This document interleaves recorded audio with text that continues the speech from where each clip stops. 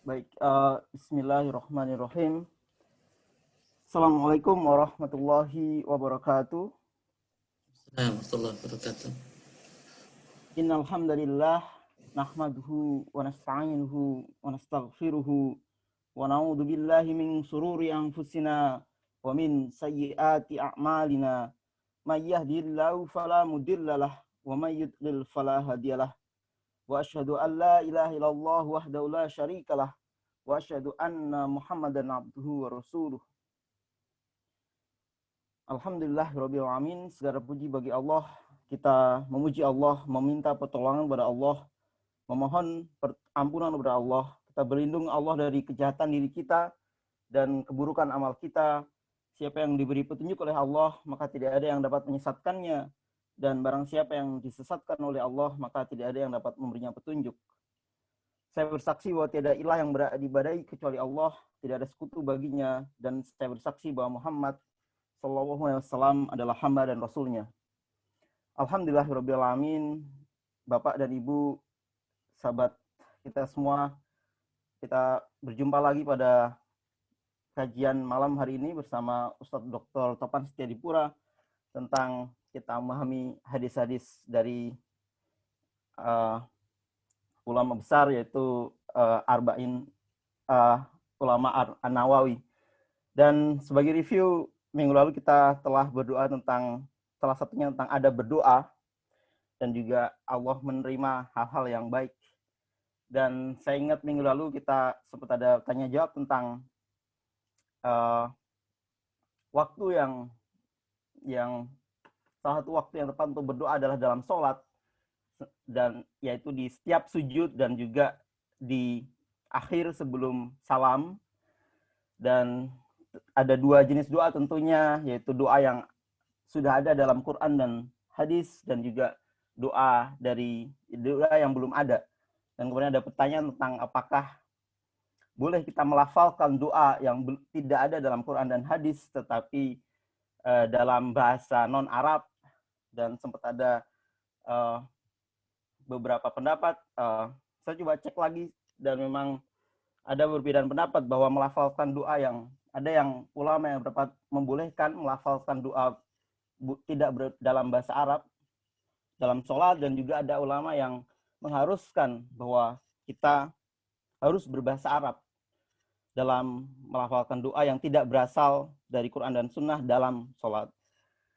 Dan menurut saya pelajaran yang bisa kita petik adalah, kita mesti belajar bahasa Arab sebagai salah satu standar kita sebagai seorang muslim adalah ya bisa berbahasa Arab. Dan itu menjadi salah satu motivasi kita untuk bisa belajar bahasa Arab dalam hidup kita di dunia ini. Dan juga itu pun kita bisa saling menyambung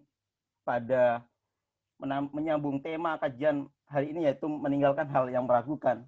Mungkin bisa dikoreksi apakah ini sesuatu yang meragukan atau tidak, tapi tentunya itu meragukan dalam hati, apakah kita boleh mengeluarkan unek-unek kita dalam berdoa, dalam sholat, dalam bahasa kita, bahasa Indonesia contohnya, atau kita mesti berbahasa Arab untuk itu. Dan kalau itu meragukan, maka pada malam hari ini kita masuk ke hadis yang mengajarkan kita tentang tinggalkan yang meragukan, dan juga mengapa meninggalkan hal yang meragukan ini. Insya Allah pada 1 jam ke depan kita akan dibimbing oleh Ustadz Dr. Topan Setiadipura untuk belajar tentang hal itu, dan juga nanti akan ada 30 menit tanya jawab tentang hal itu. Demikian Bapak dan Ibu, kita persilakan Ustadz Topan untuk menyampaikan kajiannya. Silakan Mas Topan.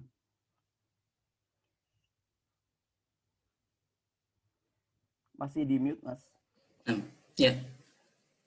Assalamualaikum warahmatullahi wabarakatuh.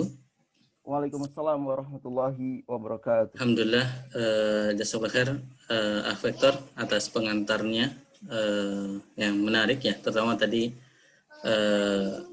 resume tentang pertemuan kita yang lalu. Alhamdulillah, jadi di antara kekayaan ajaran Islam, jadi ternyata tidak harus kongruen satu bangun ya. Ada beberapa ikhtilaf yang diizinkan dalam syariat ini tadi dalam berdoa. Dan menarik juga dikaitkan dengan da'ma yaribuka. Jadi bagi teman-teman yang ragu apakah boleh pakai bahasa Arab atau tidak, maka tentu dia paling aman bagi dia ya meninggalkan ya. Dan tadi kalau bisa belajar bahasa Arab maka itu lebih baik ya. Seperti yang disampaikan Rektor. Kalau tidak ya mungkin menjaga semangat doanya diundur nanti pada sholatnya. Itu diantara bentuknya. Tapi kalau dia yakin dan meyakini ya berbasis kepada pendapat ulama yang bisa diterima, maka bagi dia bisa mengambil itu sebagai sebuah pendapat untuk diamalkan dan dia tenang dengan hal tersebut. Alhamdulillah. Dan pekan lalu juga kalau teman-teman kalau ada kuis ini, mungkin pertanyaannya kuisnya apa sudah hafal doa setelah makan yang kita sebutkan pekan lalu ya. Ini di antara bentuk belajar bahasa Arab, mungkin doa-doa itu bisa kita coba terjemahkan. Misalnya pekan lalu kita belajar doa makan dari salah satu hadis yang pahalanya luar biasa. Diampuni dosa sebelumnya, Masya Allah. Makan, sudah nikmat makan, ya berdoa, diampuni dosanya lagi. Dan kembali, poinnya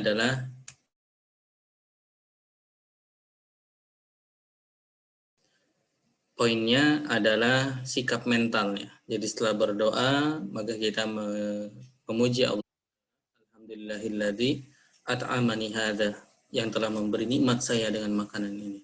Wa razaqanihi, dan memberi rezeki saya dengan makanan ini bighairi haulin minni wala quwwah, tanpa daya dan tanpa upaya dari kita. Jadi Masya Allah, dia menyadari semua itu datang dari Allah Subhanahu wa taala. Dan karena sikap mental itulah pengaguan kepada Allah Subhanahu wa taala, dia diampuni oleh Allah Subhanahu wa taala.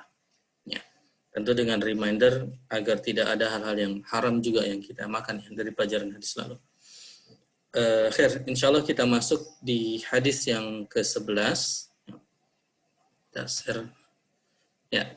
Ini hadis kita, hadis yang ke-11 dari total 42 hadis yang ada di Arba'in Nawawi. Semoga Allah menganugerahkan kita keistiqomahan untuk mengkhatamkan buku ini. Kita beri judul Da'ma yaribuka, tinggalkan apa yang hal yang meragukan. Ya. Matan hadisnya ya, an Abi Muhammadin, dari Abi Muhammad atau Abu Muhammad, ini kunyahnya, Al-Hasan ibni Ali ibni Abi Talib. Hasan bin Ali bin Abi Talib. Ya. Sibti Rasulullah sallallahu alaihi wasallam. Cucu Nabi kita Muhammad sallallahu alaihi wasallam. Ya. Jadi Ali ini ya adalah suami dari putri Nabi Sallam ya, sebagaimana masyhur, suami dari Fatimah binti Muhammad binti Rasulullah SAW. Wa raihanatihi, dan kesayangannya. Jadi Hasan ini kesayangan Nabi kita Muhammad SAW radhiyallahu anhuma. Ya, semoga Allah meridhai Hasan dan juga bapaknya Ali bin Abi Thalib radhiyallahu anhu. Qala Hasan ya, berkata, hafiztu, saya hafal ya, min Rasulillah sallallahu alaihi wasallam. Jadi saya hafal dari Nabi Muhammad sallallahu alaihi wasallam, yang dari Rasulullah sallallahu alaihi wasallam. Hadisnya, matannya, dagingnya dari hadis ini adalah da' ma yaribuka ila ma la yaribuk. Jadi ini hadis yang diambil oleh Imam Nawawi. Dan kembali mohon diingat, Imam Nawawi ketika nulis buku ini tidak seperti kita maksudnya mungkin saya dan mungkin umumnya kita yang menulis hadis dengan mengutip dari buku. Tapi Imam Nawawi ketika memilih hadis ini memang beliau punya sanad hadis ini. Jadi beliau punya sanad, Imam Nawawi rahimahullah punya sanad tersambung kepada Nabi SAW dalam periwayatan hadis ini. Jadi Imam Nawawi punya sanad ini sampai kepada Hasan dan kepada Nabi SAW, dan matannya, isi hadis yang beliau punya sanadnya, punya riwayatnya adalah da' ma yaribuka ila ma la yaribuka. Tinggalkan da' ya, ma yaribuka, hal yang meragukanmu kepada hal yang tidak meragukanmu. Di hadisnya pendek dan komentar Imam Nawawi dalam hadis ini pun tidak banyak ya. merujuk kepada komentar di hadis sebelumnya, hadis ke-6. Rawahu Tirmidzi, diriwayatkan oleh Imam Tirmidzi wan Nasa'i, diriwayatkan oleh Imam Tirmidzi dan juga Imam An-Nasa'i. Dan Imam Tirmidzi berkata haditsun hasanun sahihun. Hadisnya hasan sahih. Jadi ini istilah khasnya, ya.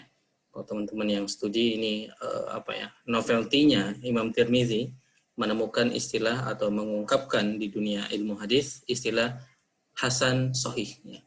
Ya, dia term terpisah, istilah terpisah, biasanya ada sahih, hasan, dhaif. Ya.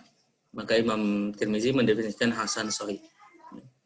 Kadang dia di atas sahih, kadang di bawah sahih. Ya.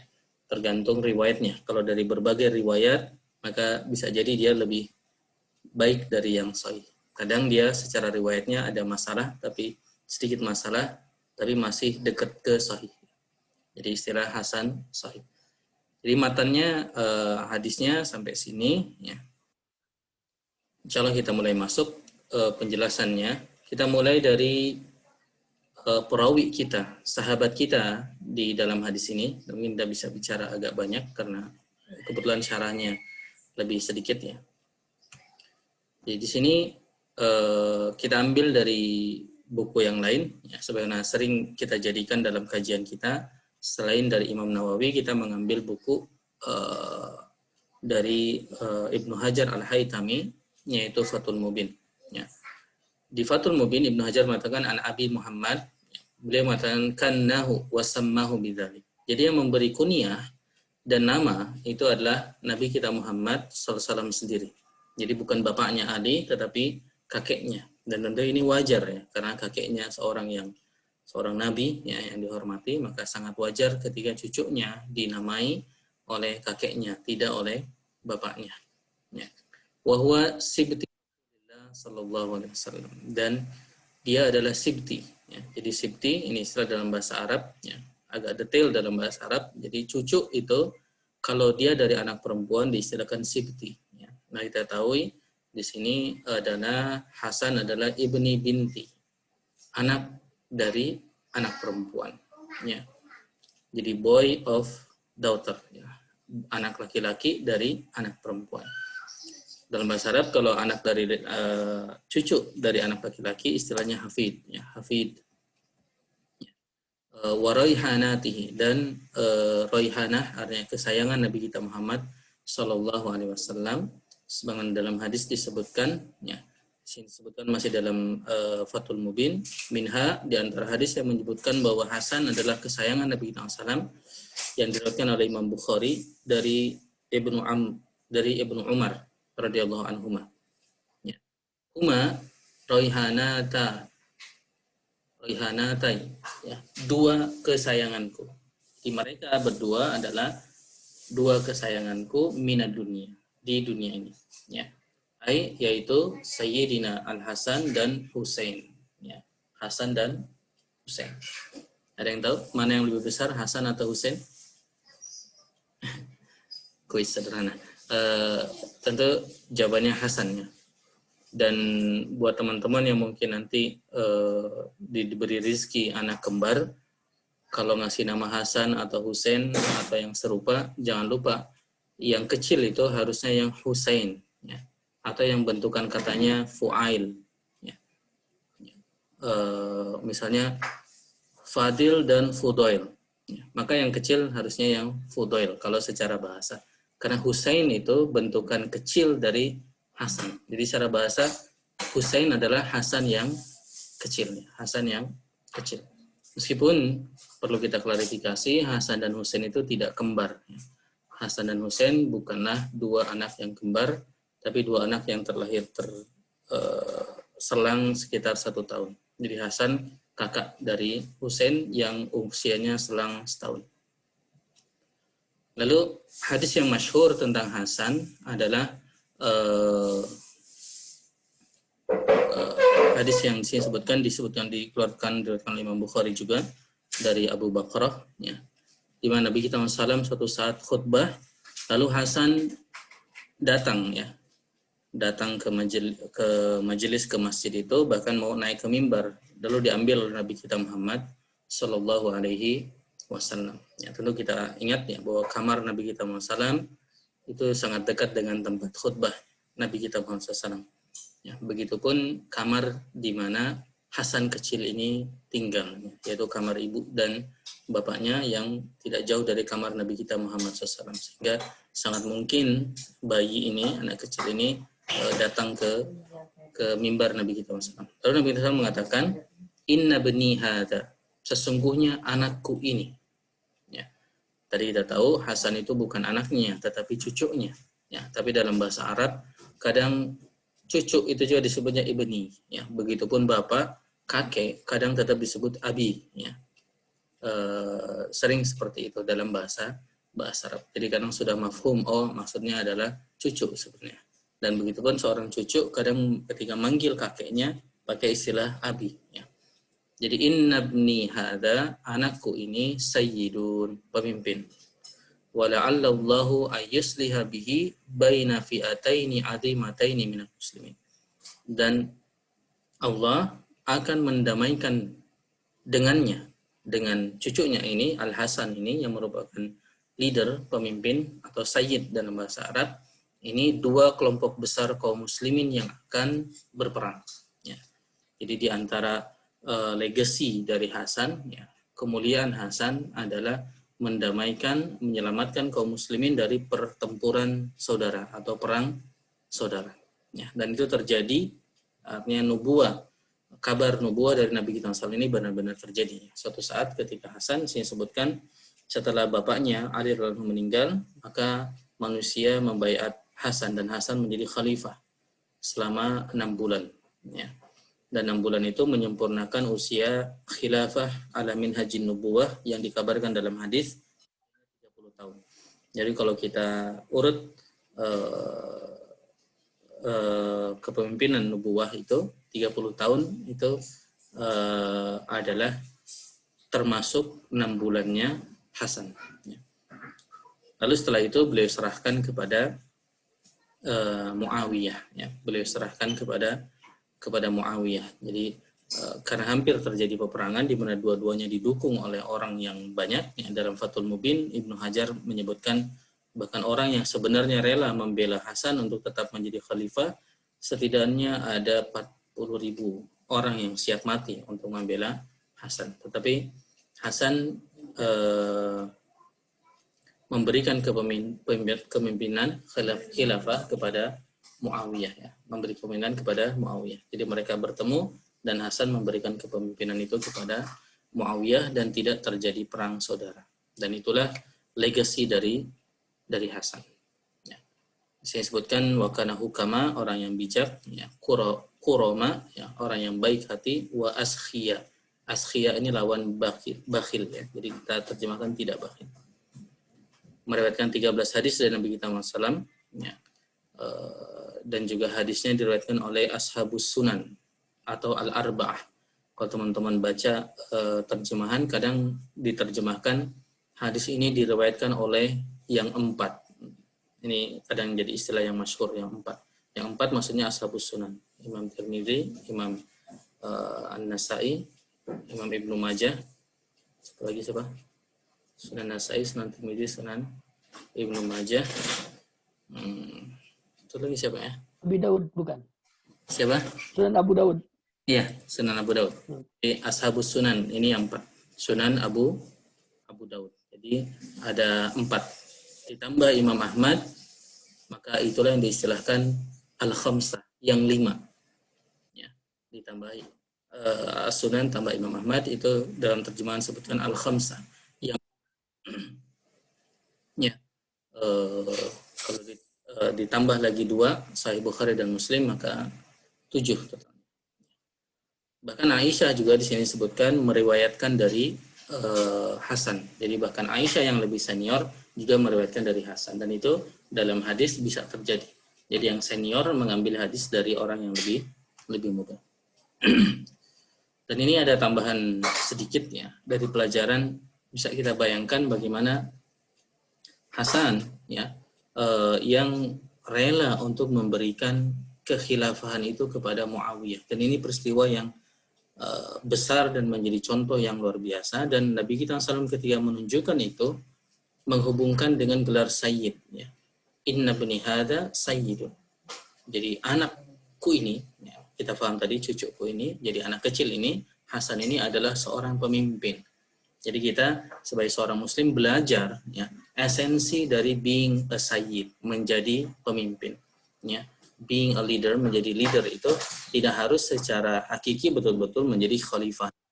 Tapi kita lihat ketika Nabi SAW menyebutkan sayyid, maka diikuti dengan kisah yang malah kelak Hasan itu merelakan kepemimpinan itu. Ya, merelakan kepemimpinan itu. Dan mohon izin sini saya coba perluas malah dengan lawannya, karena saya sering contohkan bahwasanya di antara penjelasan para ulama ya, misalnya dalam bahasan Riyadhus Shalihin, ini adalah apa yang dilakukan Hasan bisa masuk sebagai contoh dari memelihara diri dari kekikiran. Ini sebenarnya yang ingin kita highlight dalam ayat Al-Quran, wasulhu khair, dan perjanjian damai itu baik. Dan secara umum kita disuruh untuk berdamai. Tapi kita perlu hati-hati, ada sebuah penyakit dalam jiwa kita, wa uhdiratil anfus asyuh. Jadi tabiatnya, dan ada semua kita, jiwa kita itu punya satu penyakit yang bisa menghalangi perdamaian, namanya syuh, kikir. Kikir, para ulama mendefinisikan, ya, misalnya Al-Utsaimin dalam Syarah Riyadhus Shalihin ketika bahas juga terkait hal ini mendefinisikan kikir adalah keengganan untuk memberikan hak kita. Kemudian enggan memberi hak kita. Jadi kalau enggan memberi hak orang lain itu zalim, jelas. Hak orang lain tidak mau kita kasih itu zalim. Ya, tapi kikir ini lebih pada hak kita, tapi dia nggak mau ngasih apa yang sudah menjadi haknya. Ya, membagi apa yang sudah jadi haknya itu tidak mau. Ya. Dan ada pelajaran menarik di sini bagaimana di surah Al-Hasyr, kisah yang masyhur. Ya. Ada tamu Nabi kita SAW, lalu ada sahabat yang menjamu sampai dimatikan lampunya. Ya. Lampu tentu lampu di zaman itu, dan mereka pura-pura makan padahal tidak makan, tapi menyerahkan makan malam mereka kepada tamu tersebut. Ya. Semoga terlihat benang merahnya. Menyerahkan makanan makan malam mereka, jatah makan malam mereka, bahkan jatah anak-anak mereka kepada tamu Nabi kita Muhammad SAW. Padahal jatah itu adalah hak mereka, hak mereka. Jadi kalaupun mereka menolak boleh, karena itu hak mereka, tetapi mereka rela melepas hal yang boleh tersebut, ya, yang sebenarnya hak dia. Contoh gampangnya, kita punya uang 50.000 ya, Kang Agus Jody bisa ngebaso full tuh 50.000 plus jus dan lain sebagainya. Tapi rela, dan itu halal dan berhak untuk menghabiskan itu untuk makan dan lain sebagainya. Tapi kemudian rela memberikan sebagian haknya kepada yang lain. Itu yang diistilah dalam ayat Al-Quran, wa may yuqa syuha nafsi, terlindung dari kekikiran dirinya. Ya. Dan pada level yang lebih pol dicontohkan oleh Hasan. Ya. Bahkan yang diberi adalah kekhilafahan, ya, kepemimpinan. Dan kembali jangan dianggap itu hal yang sederhana. Ya. Karena kalau kita mungkin nggak mau ya memberi hal yang seperti itu. Mungkin hal yang sederhana, ketua RT, ketua yang simpel-simpel saja mungkin tidak sesimpel itu. Tidak mudah untuk melepas hal tersebut. Jadi tadi kita katakan memelihara diri dari kepikiran adalah di antara sebab meraih falah, dan ini harus dilatih. Latihan memberikan sebagian hak kita dengan infak dan lain sebagainya. Karena itu pengantar dan sedikit ibrah dari kisah Hasan. Jadi Hasan, kembali kita tekankan legasi Hasan, rela memberikan hak khilafah ya, kepada Muawiyah. Tanpa kita berpanjang lebar mendiskusikan siapa yang berhak, tapi Hasan mengajak umat keluar dari ikhtilaf itu sudah tidak apa-apa. Kalaupun itu hak Muawiyah, dalam pidatonya sebenarnya diriwayatkan dalam Fathul Mubin juga disebutkan dalam catatan kaki, Hasan, kalau itu haknya Muawiyah, ya memang dia lebih bagus dari saya. Kalau itu hak saya, maka saya sudah kasih hak saya kepada Muawiyah. Jadi tidak usah ikhtilaf, tidak usah ribut, ya, tidak usah bahkan sampai berperang. Khair, itu perawi kita di hadis ini, ya, semoga ada pengenalan dan pelajaran terkait beliau. sahabat yang agung dengan legasi yang juga agung, dan mungkin ada pelajaran bagi kita. Ya. Kita semua ingin damai, tapi kita semua perlu membayar apa yang perlu dibayar untuk tercapainya perdamaian. Oke, masuk ke hadisnya. Ya. Tadi simple, da' ma yaribuka ila ma la yaribuka. Imam Nawawi, kita masuk, ini perkataan Imam Nawawi. Qaulu sallallahu alaihi wasallam, perkataan sallallahu alaihi wasallam. Da' ma yaribuka ila ma la yaribuka. Ya, ini bisa dibaca, jadi jangan kaget nanti ada yang baca yaribuk atau yuribuk. Dua-duanya boleh, ya. Dua-duanya boleh insyaallah. Ya. Dan Ibnu Hajar menguatkan yang lebih fasih yaribuka. Ya. Fihi, dalam perintah ini dalilun ala annal muttaqi, bahwasanya orang yang bertakwa, yang bagilahu alla ya'kulal mal, hendaknya atau selayaknya, ya, dia tidak memakan harta yang fihi syubhat, yang di dalamnya terdapat syubhat. Kama yuhramu alaih, sesuai yang diharamkan baginya memakan hal yang haram, ya. Sebagaimana diharamkan atau haram baginya, ya, kama yahrumu alaihi aklul haram, ya, makan yang haram. Yang haram jelas haram. Nah, di sini yang syubhat sebaiknya juga ditinggalkan seperti dia meninggalkan yang haram. Waqad taqaddam.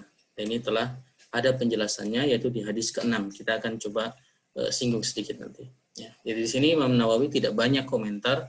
Beliau merefer ke penjelasan di hadis ke-6 tentang syubhat, ya, tentang syubhat. Ya.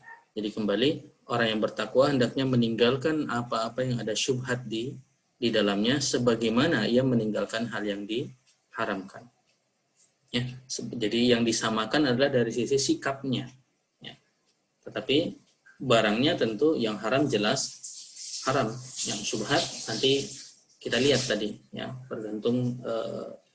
Jadi yang jelas tidak 100% sama yang syubhat dengan yang haram, dengan yang jelas-jelas haram. Tetapi kita diajarkan sikap kita sebaiknya kita tinggalkan seakan akan itu sebagaimana kita meninggalkan hal yang haram. Lalu masih paragraf yang kedua, dan ini paragraf terakhir Imam Nawawi, ya, terkait hadis 11 ini, qauluhu ila ma la yaribuk, ya, perkataan Nabi kita sallam kepada hal yang tidak meragukan kalian, yaitu berpaling ila ma la raiba fi, yang tidak ada keraguan di dalamnya, minat ta'am, dari contohnya kembali makanan, alladhi yatma'innu bihil qalb, ya, wa taskunu ilaihin nafs, makanan yang hati kita merasa tenang, jiwa kita juga merasa tenang terhadap hal tersebut, ya, jiwa dan hati kita tenang kepada bahwa ini halal, ya. Dan itu tentu tidak hanya ta'am, ya, termasuk akad, termasuk hal lain, termasuk yang dicontohkan tadi oleh aktor, ya, termasuk misalnya ibadah kita, ya, apakah boleh kita tadi, ya, berdoa dalam sholat kita, maka bergantung kepada apa yang memang hati kita tentram dengannya. Dan ini penting juga, hati kita tentram. Dan tentu diantara yang membangun ketentraman adalah al-yakin atau al-ilm atau ilmu. Dan itu diambil dari para ulama kita, ya. Dan tentu bisa jadi dalam beberapa hal ada opsi yang bisa kita pilih karena ikhtilaf para ulama. Maka itu ujung-ujungnya memang dikembalikan kepada hal yang yatma'innu bihil qalb wa taskunu ilaihin nafs. Hati dan jiwa kita tentram dengannya. Ya. Ya, dan ini juga hal yang perlu kita hormati. Kalau memang itu ada ikhtilaf itu boleh, ya, ada eksis, bahkan yang ikhtilaf itu para ulama besar, maka jangan kita menyempit. Atau para ulama saja ikhtilaf, mengapa kita meributkan hal itu dan menilai yang satu salah, yang satu benar, ya, dalam hal. Ya. Warribah, nah, di sini warribah dan keraguan, jadi bukan riba, ya, ribah, keraguan adalah asyakku, ya, sama, kita terjemahkan jadi sama, ya. Adalah, ya, keraguan, syak, wa taqaddama kalam anis syubhat, dan telah berlalu sebelumnya pembicaraan tentang syubhat, ya. Ini perkataan Imam An-Nawawi, ya. Untuk mengulang, ya, kita coba hadirkan kembali apa yang disampaikan Imam Nawawi di syarah hadis yang ke-6 tentang syubhat. Jadi tentang syubhat, dan ini ada pelajaran yang menarik, tidak apa kita ulang insyaallah. Dan mungkin itu di antara hikmahnya Imam Nawawi menempatkan ini untuk mengulang hal yang penting ini. Di hadis yang ke-6 Imam Nawawi mengatakan, jadi ikhwah dan akhwat sekalian, hadis ke-11 Imam Nawawi komentar 2 paragraf ini saja. Ya, 2 paragraf ini saja yang pesannya seakan merefer ke yang sebelumnya. Kita coba kembali. Ya. Jadi terhadap hal yang yaribuk itu disamakan dengan hal yang syubhat. Maka sikap kita gimana? Famanit taqwa syubhat. Maka barang siapa yang berlindung dari syubhat, faqad istabra'a li dini wa irdi. Maka dia telah menjaga agama dan kehormatannya. Jadi kalau mau kita samakan, barang siapa yang ittaqa dari ma yaribuk, hal yang meragukan, maka dia telah menjaga agama dan juga kehormatan. Yaitu dia telah mengejar talaba bara'atu dinihi, ya, menjaga keterjagaan agamanya dan keselamatan dirinya dari syubhat. Ya. Jadi dia telah menjaga agamanya. Wa amma bara'atul ir, adapun keterjagaan atau keselamatan dari keselamatan kehormatannya, karena kalau dia terjatuh ke dalam hal yang syubhat, idza lam yatruka, dia tidak meninggalkan yang syubhat, orang akan membicarakan dia. Ya. Tatawala ilaihi sufaha, orang-orang yang tidak tahu atau orang-orang yang bodoh akan membicarakan. Orang yang bodoh itu maksudnya apa? Orang-orang yang tidak mengerti bahwa syubhat tidaknya bisa berarti boleh, ya. Contohnya begini, misalnya dalam mazhab Syafi'i kuda itu halal, ya. Tapi mazhab Hanafi kuda itu haram, ya. Maka orang yang memakan kuda di wilayah yang umumnya bermazhab Syafi'i, ya, atau sebaliknya, orang yang makan kuda di wilayah yang umumnya orang-orang Hanafi, ya, maka dia harus siap kehormatannya digunjing orang lain, ya.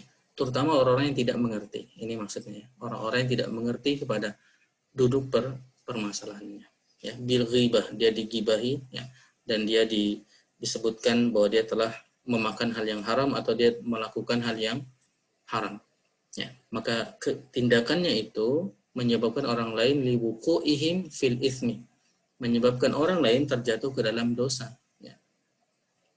Jadi kembali, lebih baik dia tidak melakukan hal tersebut, ya. Meskipun secara esensi bisa jadi dia masuknya syubhat, itu kuncinya tadi, dia tidak persis sama dengan yang haram, dia statusnya syubhat, ya. Bagi sebagian orang mungkin urusan itu clear bahwa itu bisa jadi haram, bisa jadi halal, ya.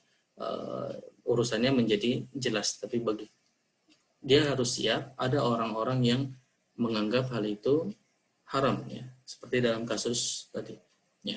Dalam contoh tadi, ya, misalnya tentang memakan kuda. Dan komentar Imam Nawawi yang kedua tentang faman waqa'a fi syubhat, barang siapa yang terjatuh ke dalam syubhat. Kalau kita kaitkan dengan hadis kita, seakan-akan barang siapa yang tetap melakukan apa yang meragukan baginya, waqa'a fil haram, maka dia akan terjatuh ke dalam hal yang haram. Jadi kalau dia tidak meninggalkan apa yang meragukannya, waqa'a fil haram, dia bisa jatuh ke dalam hal yang haram. Contohnya apa? Penafsirannya Imam Nawawi mengatakan kemungkinan dari hadis ini bisa terjadi 2, ayyaqa'a fil haram. Bisa jadi dia memang mengerjakan yang haram, wa huwa yadhunnu annahu laisa biharam, meskipun dia mengira itu bukan haram, ya. Itu yang pertama. Dan yang kedua, ayyakunan makna, yang makna kedua adalah dia memang tidak haram, tetapi membuat dia semakin dekat kepada hal yang haram. Dan ini makna yang kembali penting untuk kita ulang, ya, pesan dari Imam Nawawi. Bisa jadi memang dia tidak haram, tetapi hati-hati, hal yang meragukan atau yang syubhat itu bisa mengantarkan kepada hal-hal yang memang benar-benar haram, ya. Sini kalimat Imam Nawawi bisa kita ingat, al-ma'asi baridul kufri, maksiat itu pengantar kekufuran. Jadi, dan begitulah syaitan mengantar kita kepada dosa besar itu bit by bit, ya, sedikit-sedikit sampai tidak terasa. Hal yang mungkin sebenarnya dosa, tapi karena biasa, akhirnya tidak terasa seperti dosa. Berlanjut lagi, ya. Disebutkan li'anna nafs, karena jiwa ini idza waqa'at fil mukhalafah, ketika terjatuh ke dalam mukhalafah, ya, penyimpangan, tadarrajat min mafsadatin ila ukhra akbaru minha, maka akan bertahap, ya, tadarrajat dari satu kerusakan kepada kerusakan yang lainnya, akbaru minha, yang lebih besar. Dan ini yang diingatkan oleh Imam An-Nawawi, dan juga kembali kita ingatkan dalam hadis ini. Jadi dakma yaribuka, tinggalkan apa yang meragukan, ya. Maksudnya di awal ragu kayaknya enggak juga deh, enggak haram, ya. Tapi hati-hati, bisa jadi kalaupun dia tidak haram, dia meragukan dan bisa membawa kepada hal yang benar-benar haram. Dan Imam Nawawi ketika bicara ini memberi banyak penekanan, ya. Di antaranya beliau menjelaskan dengan ayat ini di surah Ali Imran, wa yaqtuluna al-anbiya'a bighairi haqq. Orang-orang Bani Israel itu membunuh para nabi tanpa kebenaran, ya, tanpa alasan yang benar. Dzalika bima asaw. Kenapa mereka begitu? Dzalika bima asaw. Hal tersebut disebabkan mereka asaw, durhaka, atau mereka bermaksiat, wa kanu ya'tadun, dan mereka melampaui batas. Maksudnya, yuridu annahum tadarruju bil ma'asi ila qatlil anbiya. Jadi mereka tadarruju, mereka bertahap, ya, meningkat kejahatan mereka bil ma'asi, mulai dari kemaksiatan ila qatlil anbiya, sampai kemaksiatan yang besar dosanya, yaitu membunuh para nabi, ya, membunuh para nabi yang dikirim kepada mereka. Jadi ini sisi argumentasi Imam Nawawi. Lihat, seakan-akan di ayat ini pun pelajaran tentang bertahap tersebut. Bahkan beliau mengantar juga dengan hadis lain, menekankan dengan hadis lain, la'anallahu sariq yasriqul baydah fataqatta'a yadah, atau fatuqutti'ah, atau dia dipotong tangannya, atau tangannya dipotong, ya. Jadi ada orang yang dilaknat Allah SWT, dia mencuri telur, ya, lalu dipotong tangannya. Mengapa? Maksudnya adalah kita lanjut dulu. Atau dia mencuri habl, benang, tapi dipotong tangannya. Padahal telur dan benang itu tidak masuk di nisab sampai seorang itu harus dipotong tangannya.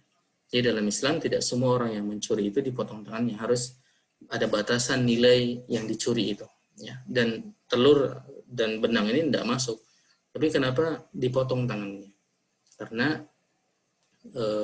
Imam Nawawi menunjukkan ayat tadarruj minal baidah wal habl ila nisabis sarqah, ya.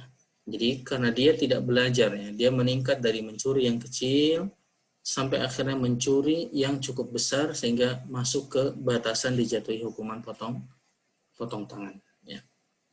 Batasnya saya sebutkan, ya, itu 3 dirham atau 1/4 dinar, ya, sekitar 680.000 rupiah. Jadi kalau telurnya memang mahal lebih dari itu, ya mungkin langsung potong tangannya.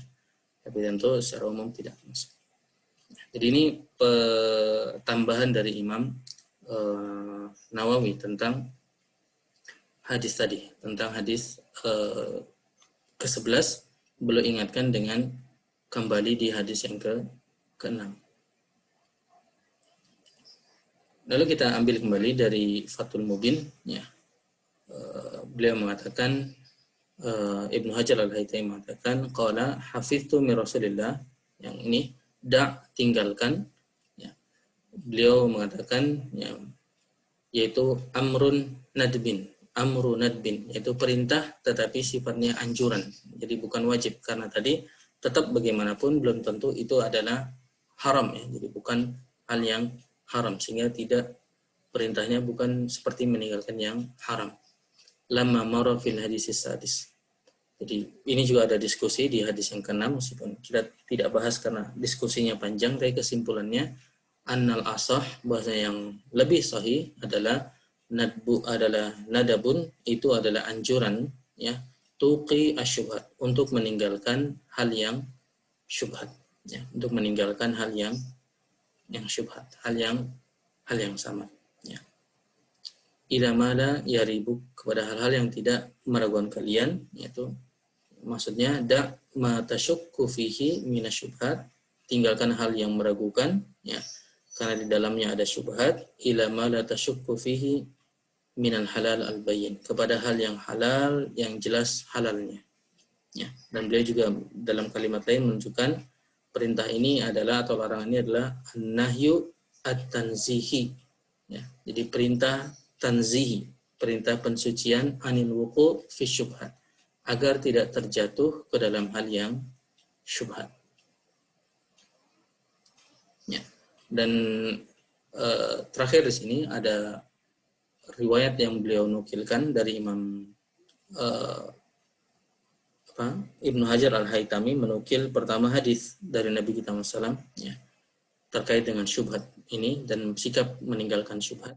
Sebutkan, la yablughul abdu, seorang hamba tidak akan mencapai ayyakuna minal muttaqin, tidak akan menjadi orang yang bertakwa, hatta yatruka ma la ba'sa bihi makhafatan atau mukhafatan ma bihi ba's, ma bihi ba'sun.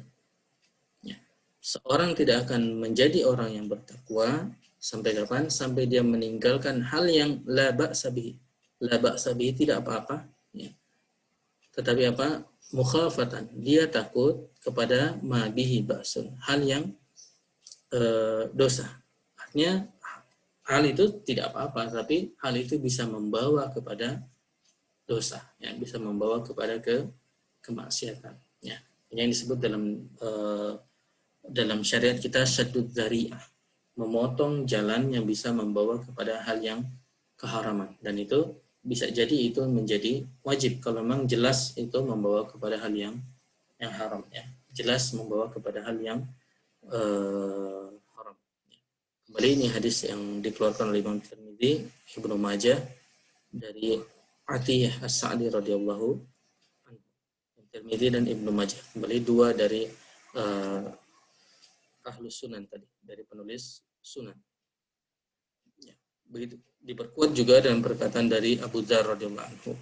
Wa tamamut taqwa, kesempurnaan takwa adalah tarku ba'dil halal khaufan ayyakuna haraman. Meninggalkan hal yang halal karena takut menjadi atau mengantar pada hal yang haram, ya. Hal itu mungkin boleh, tetapi kita lihat mengantar kepada hal yang haram. Ya, ada dua sisi menarik. Jadi dia bisa mengantar kepada hal yang haram sehingga ditinggalkan. Tapi tetap, ya, tetap tidak disamakan secara esensi bahwa barang itu tetap tidak dinilai sebagai hal yang haram, ya. Tidak dinilai barang yang haram. Itu yang bisa saya rangkum dari dua ini, ya. Kembali untuk mengulang tadi, apa yang disampaikan oleh Imam An-Nawawi tentang bab ini sebenarnya sangat singkat, yaitu 2 paragraf lah, ya, atau 2 kalimat kalau di fontnya kecil ini. Jadi mengatakan fihi dalilun ala annal muttaqi, bahwa orang-orang yang bertakwa yanbaghi lahu alla ya'kulal mal alladhi fihi syubhat, selayaknya dia tidak memakan harta yang di dalamnya ada syubhat, ya. Di dalamnya ada syubhat, kama yuhramu alaihi aklul haram, ya, sebagaimana diharamkan baginya memakan yang haram, ya. Jadi sikapnya terhadap yang syubhat sama dengan sikapnya terhadap hal yang haram, ya. Sikapnya seperti itu, ya.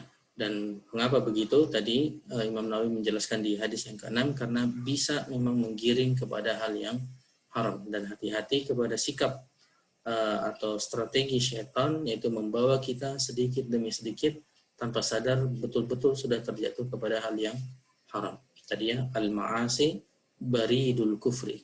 Barid itu dalam bahasa kayak tukang pos, ya. Tukang pos itu al-barid, ya. Jadi maksiat itu pengantar kepada kekufuran. Jadi dia bisa mengantar kepada kekufuran. Dan ini poin yang penting difahami, dia mengantar kepada kekufuran. Tapi tidak serta-merta semua maksiat itu dinilai sebagai kekufuran, ya. Kekufuran adalah kekufuran, ya. Dan dia beda tentunya dengan kemaksiatan yang tidak sampai kekufuran.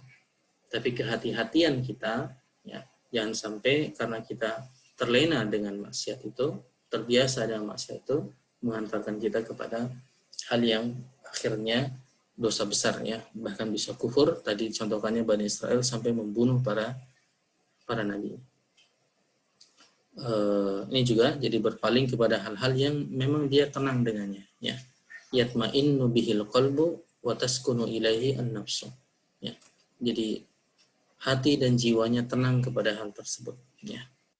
Tidak adanya keraguan di dalamnya. Dan untuk hal-hal yang sifatnya tadi ikhtilaf, para ulama mengikhtilafkan, maka alhamdulillah kita bisa memilih sesuai dengan hal yang membuat kita tenang tadi. Oke, mungkin itu alhamdulillah lebih singkat penjelasannya. Mungkin bagi ikhwah yang mau memperkaya atau ada yang mau didiskusikan, silahkan. Begitu mungkin Victor. Baik, terima kasih Alhamdulillah. Pak Popan. Selanjutnya Bapak dan Ibu, sahabat sekalian, kita masuk ke sesi tanya jawab dan diskusi. Silakan monggo bagi ada yang mau didiskusikan atau pertanyaan bisa langsung disampaikan mungkin, insya Allah. Atau bisa juga pakai chat jika mic-nya tidak available. Monggo. Mau nambahkan boleh juga.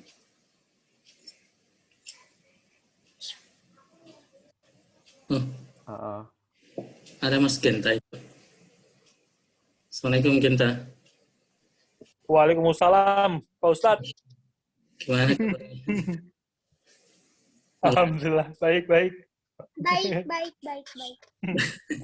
Saya nyimak ya, izin nyimak. Mangga. Baik, ya, sambil menunggu mungkin saya bisa mengajukan pertanyaan dulu, Mas Tuan. Tentang ilmu perjalanan setelah kematian, kita mohon dikoreksi ini, Mas Topan. Ada satu tahapan setelah kematian, yaitu di mana kita melewati Sirat, yang di bawahnya adalah neraka Jahanam, dan juga ada sebagian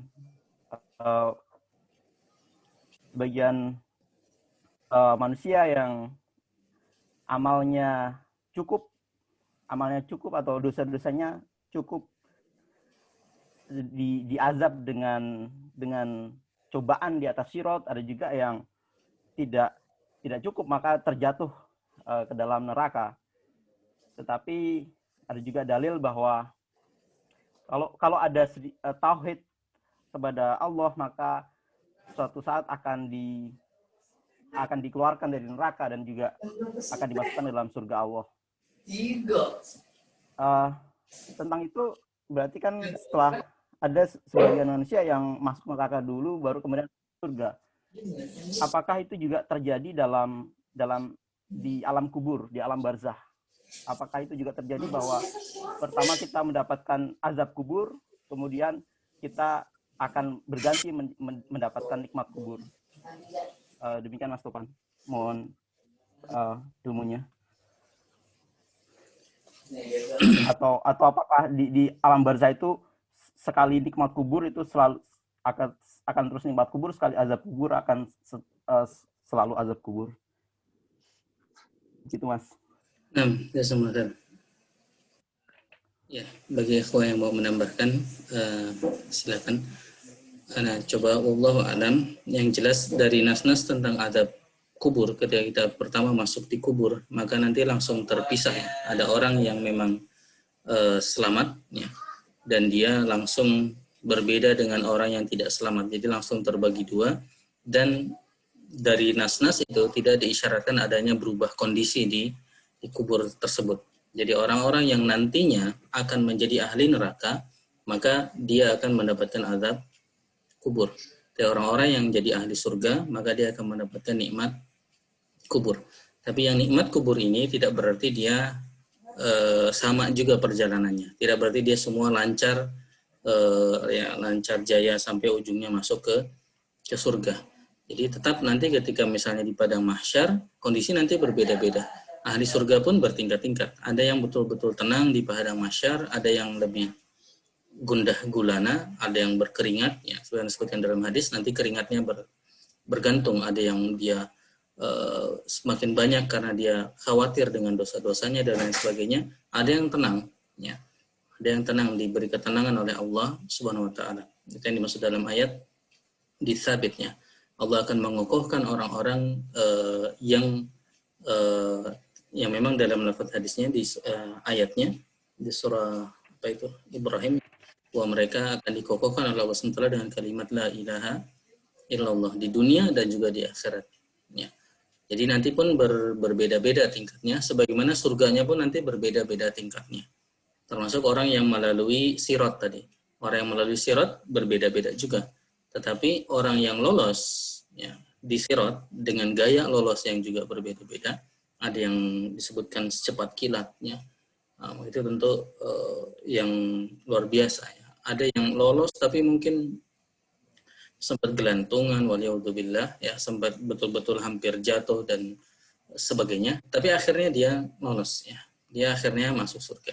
Nah, wallahu alam, yang semua akhirnya masuk surga, maka dia akan menikmati nikmat kubur ketika di kubur ya, dia akan menikmati nikmat kubur, dan orang yang menikmati azab kubur ya, maka dia adalah ahli neraka, karena untuk azab kubur adalah dilihatkan tempatnya di neraka ya, dilihatkan tempatnya di neraka, dan itu sudah menjadi azab bagi dia ya, seperti dalam Al-Quran ya, ditampakkan pagi dan sore, jadi tempatnya di neraka itu ditunjukkan ya.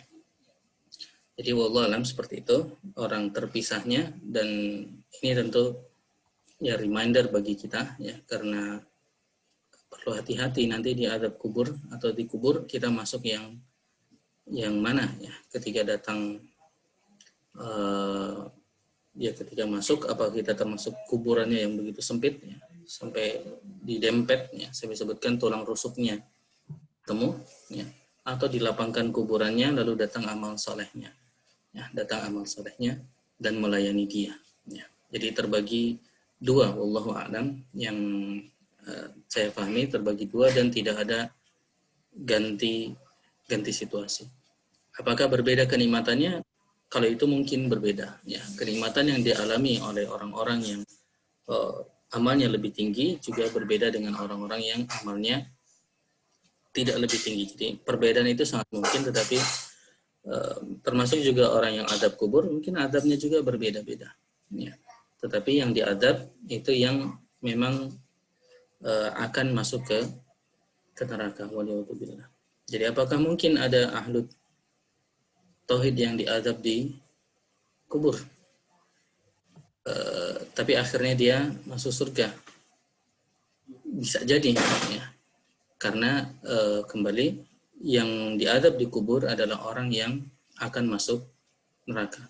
Hanya wallahu alam apakah nerakanya dia terus menerus ya, orang yang kufur, atau bisa jadi dia selamat ya. Jadi mungkin seperti itu Kang Vektor. Jadi kalau pertanyaan apakah orang yang masuk surga bisa juga diazab kubur dulu, bisa jadi jawabannya. Karena dia yang ditampakkan setiap hari itu di nerakanya dia nanti, tapi tetap dia nanti setelah dari neraka diangkat ke surga. Ya. Meskipun kembali semoga Allah SWT menyelamatkan kita. Ya. Tidak sebagian orang dulu kita sering dengar orang yang bicara, tidak apa-apalah ke neraka, ujung-ujungnya kita akan ke surga juga. Pertama ini belum tentu juga dia akan ke surga juga, karena bisa jadi tadi dosa itu semakin meningkat bahkan akhirnya terjatuh ke dalam kekufuran ya. Jadi perlu hati-hati, tidak ada jaminan. Yang kedua ya, masuk neraka itu ya tidak enak ya, sangat tidak nikmat dan perlu kita hindari. Dan orang yang alumni neraka itu juga beda dengan orang yang langsung masuk ke surga. Dalam hadis sebutkan mereka bahkan ada tulisannya, ya, ada tandanya, ya, jahannamiyun, jadi orang yang memang pernah masuk neraka. Waliyahudzubillah. Apalagi fenomena kita tambah ya, apalagi fenomena akhir-akhir ini yang terkesan memudahkan ya, masuk neraka, seakan-akan hal yang bisa dia tanggung, yang bisa dia terima, ya, padahal itu ya tentu itu salah dan itu fatal ya, tidak mungkin begitu, tidak mungkin dia tenang. Dan ayat-ayatnya kan sebutkan mereka berteriak seteriak-teriaknya, jadi tidak mungkin menikmati ya. Air minum aja tidak ada ya, artinya air minum, air bening yang kita nikmati itu tidak ada nanti. Waliyahudzubillah. Kurang lebih begitu Kang Vektor. Punten. Baik, terima kasih Ustaz Topan. Selanjutnya ada pertanyaan dari Kang Rahmat ini di chat Di chat tentang bagaimana tanggapan Ustadz jika kita mengajak orang meninggalkan perbuatan subhat dengan dalil akli diri kita, bukan dari pandangan ulama, dengan alasan biar cepat dipahami mengenai pentingnya meninggalkan subhat tersebut.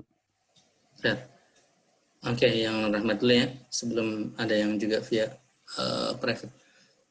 Bagaimana tanggapan jika kita mengajak orang meninggalkan perbuatan syubhat dengan dalil akli diri kita, bukan dari panorama, dengan alasan biar cepat dipahami mengenai pentingnya meninggalkan perbuatan syubhat.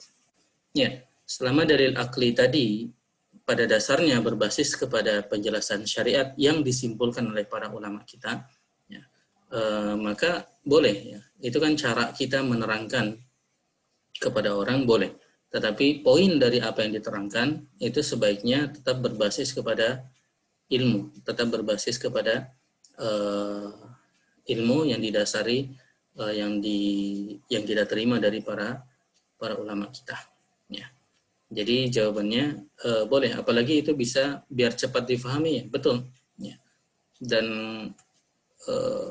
ya memang begitu pada praktiknya, kita bisa menjelaskan dengan bahkan istilahnya sesuai dengan bahasa mereka, sesuai dengan pemahaman mereka. Ya, misalnya orang Kang Rahmat misalnya bergaul dengan orang-orang matematika gitu, mungkin bahasa matematika lebih mudah bagi mereka, ya, daripada bahasa syariat letterlek seperti itu. Jadi boleh. Tapi poinnya adalah ya tadi esensi dari apa yang kita sampaikan itu yang berbasis kepada ilmu, berbasis pada kalam para ulama kita. Jadi perkataan para ulama kita. Dan ini yang mungkin mohon izin kita tambah, kita luruskan bahwasanya kembali kepada Al-Quran dan Sunnah itu juga seiring sebenarnya dengan kembali kepada para ulama. Ya. Jadi jangan dibenturkan seakan-akan, karena kalau kita lihat seperti tadi misalnya Imam Ibnu Hajar, kesimpulan dari hadis ini ada itu perintah itu adalah perintah yang sifatnya tidak sampai haram, betul-betul haram, jadi anjuran saja. Kalau kita lihat pembahasannya di situ dibahas hadisnya dan segalanya, lalu disimpulkan oleh para ulama kita. Dan bagi kita yang awam, kadang cukup dengan mengambil kesimpulan para ulama dan tidak wajib kembali kepada nas, ya, dalilnya. Karena kalaupun kita tahu dalilnya persis, maksudnya hadisnya, kadang kesimpulannya belum tentu benar, ya. Karena kita tidak punya kemampuan untuk mengolah nas tersebut. Ya, jadi lebih aman sebenarnya mengambil kesimpulan dari ulama yang tentunya muktabar, ya, ulama yang diakui umat ini. Ada pertanyaan lagi, Kang Vektor? Ini mungkin sengaja Kang Tias private.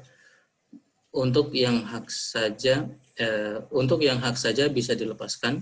Apa berarti kita tidak usah diri terhadap suatu jabatan?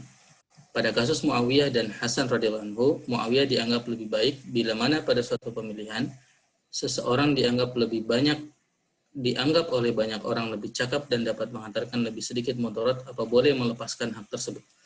Ya, ini terkait kejadian Muawiyah dan Hasan, ya. Jadi tadi Muawiyah dan Hasan, pertanyaannya apa boleh? Jadi yang hak saja bisa, apa berarti kita tidak usah mengajukan diri terhadap suatu jabatan?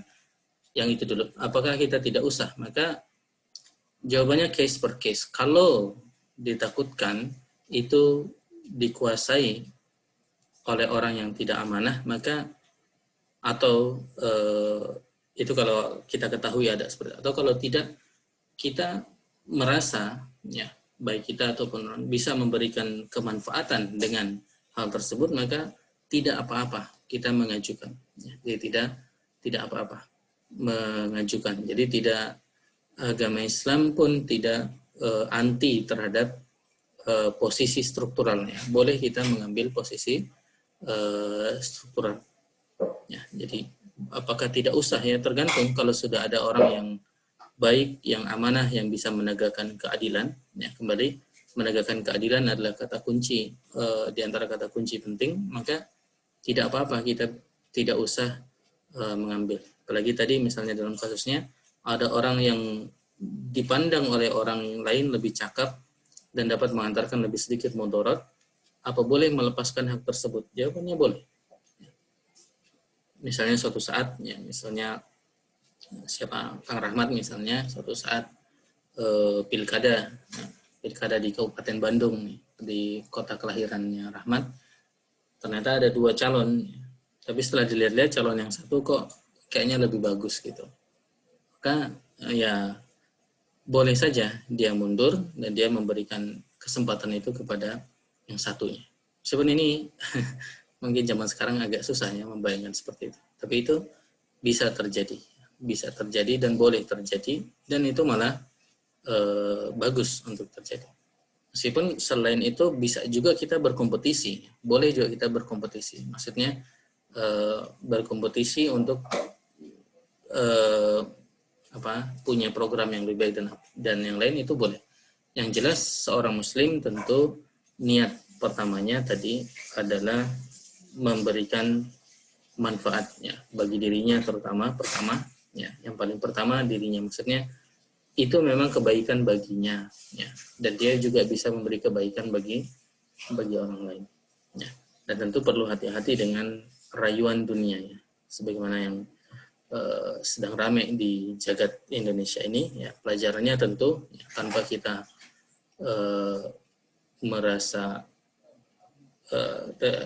merendahkan orang dan merasa enteng dengan cobaan itu, karena bisa jadi kalaupun kita di posisi itu, bisa jadi kita malah juga terjatuh kepada hal yang sama.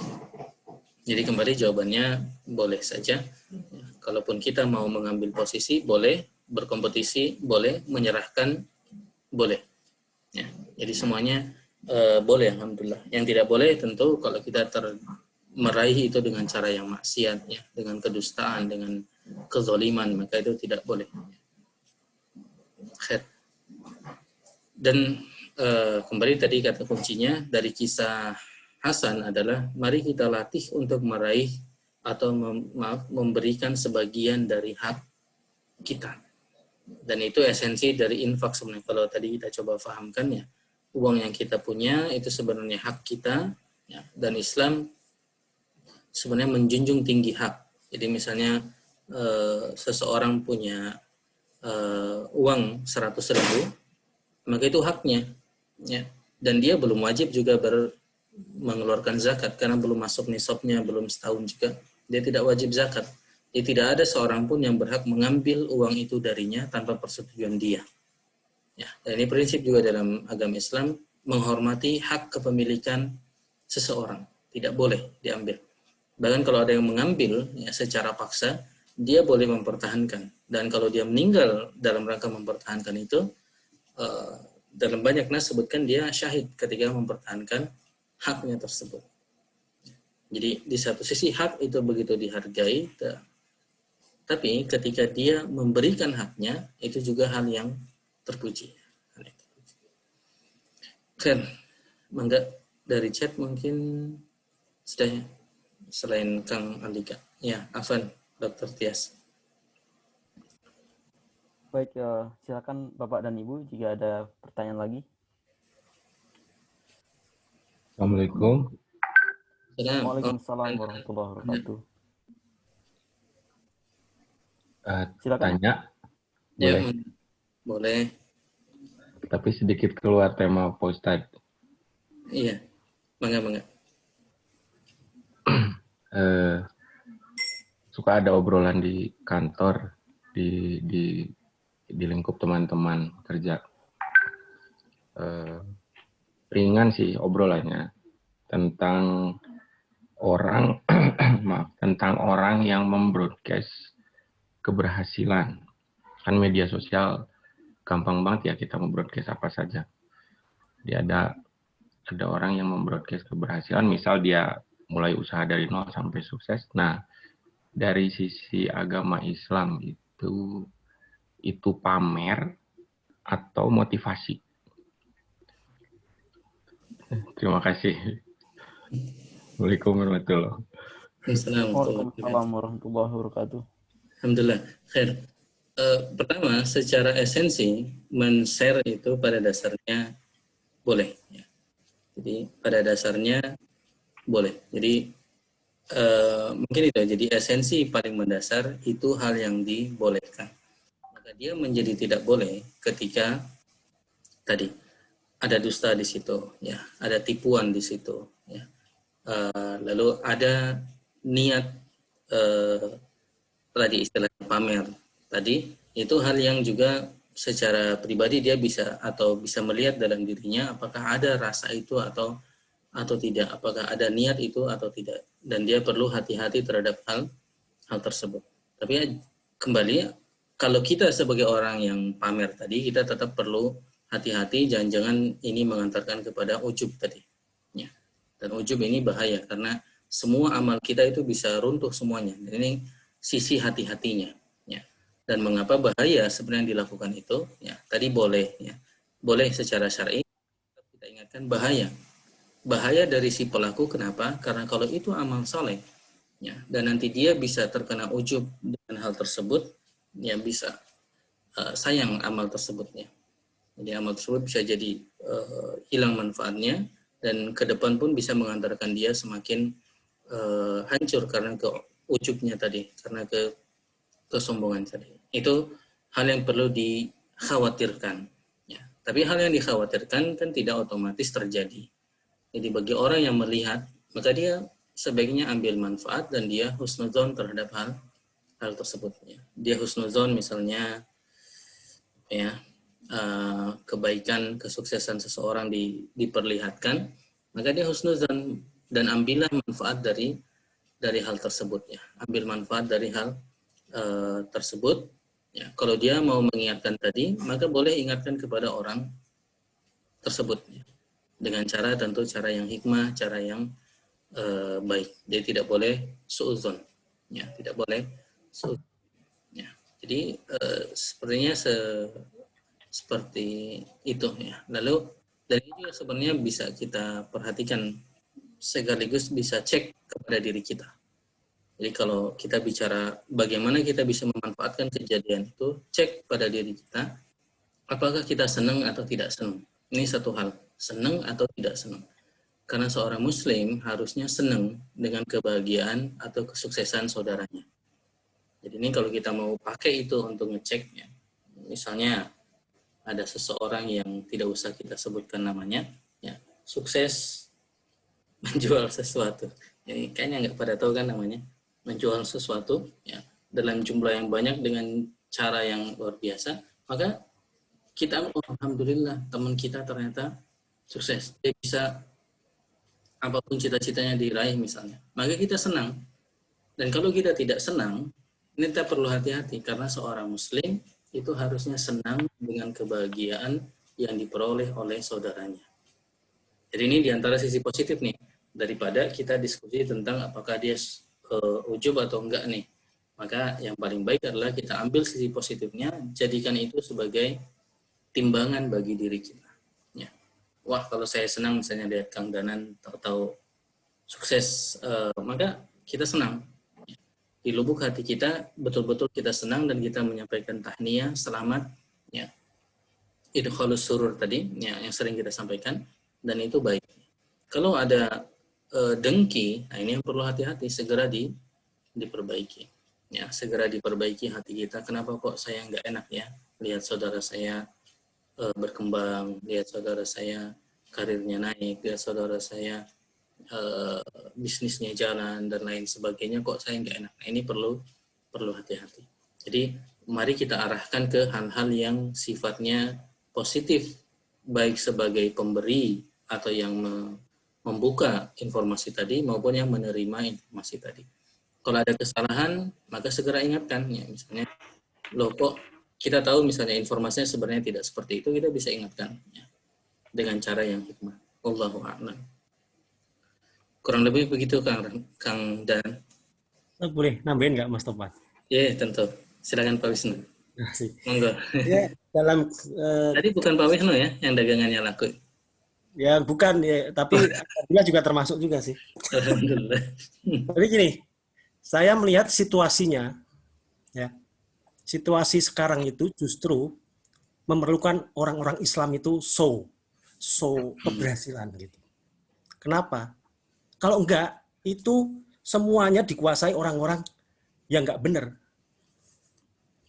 Ini saya bukan suudzon, tapi memang kenyataannya seperti itu.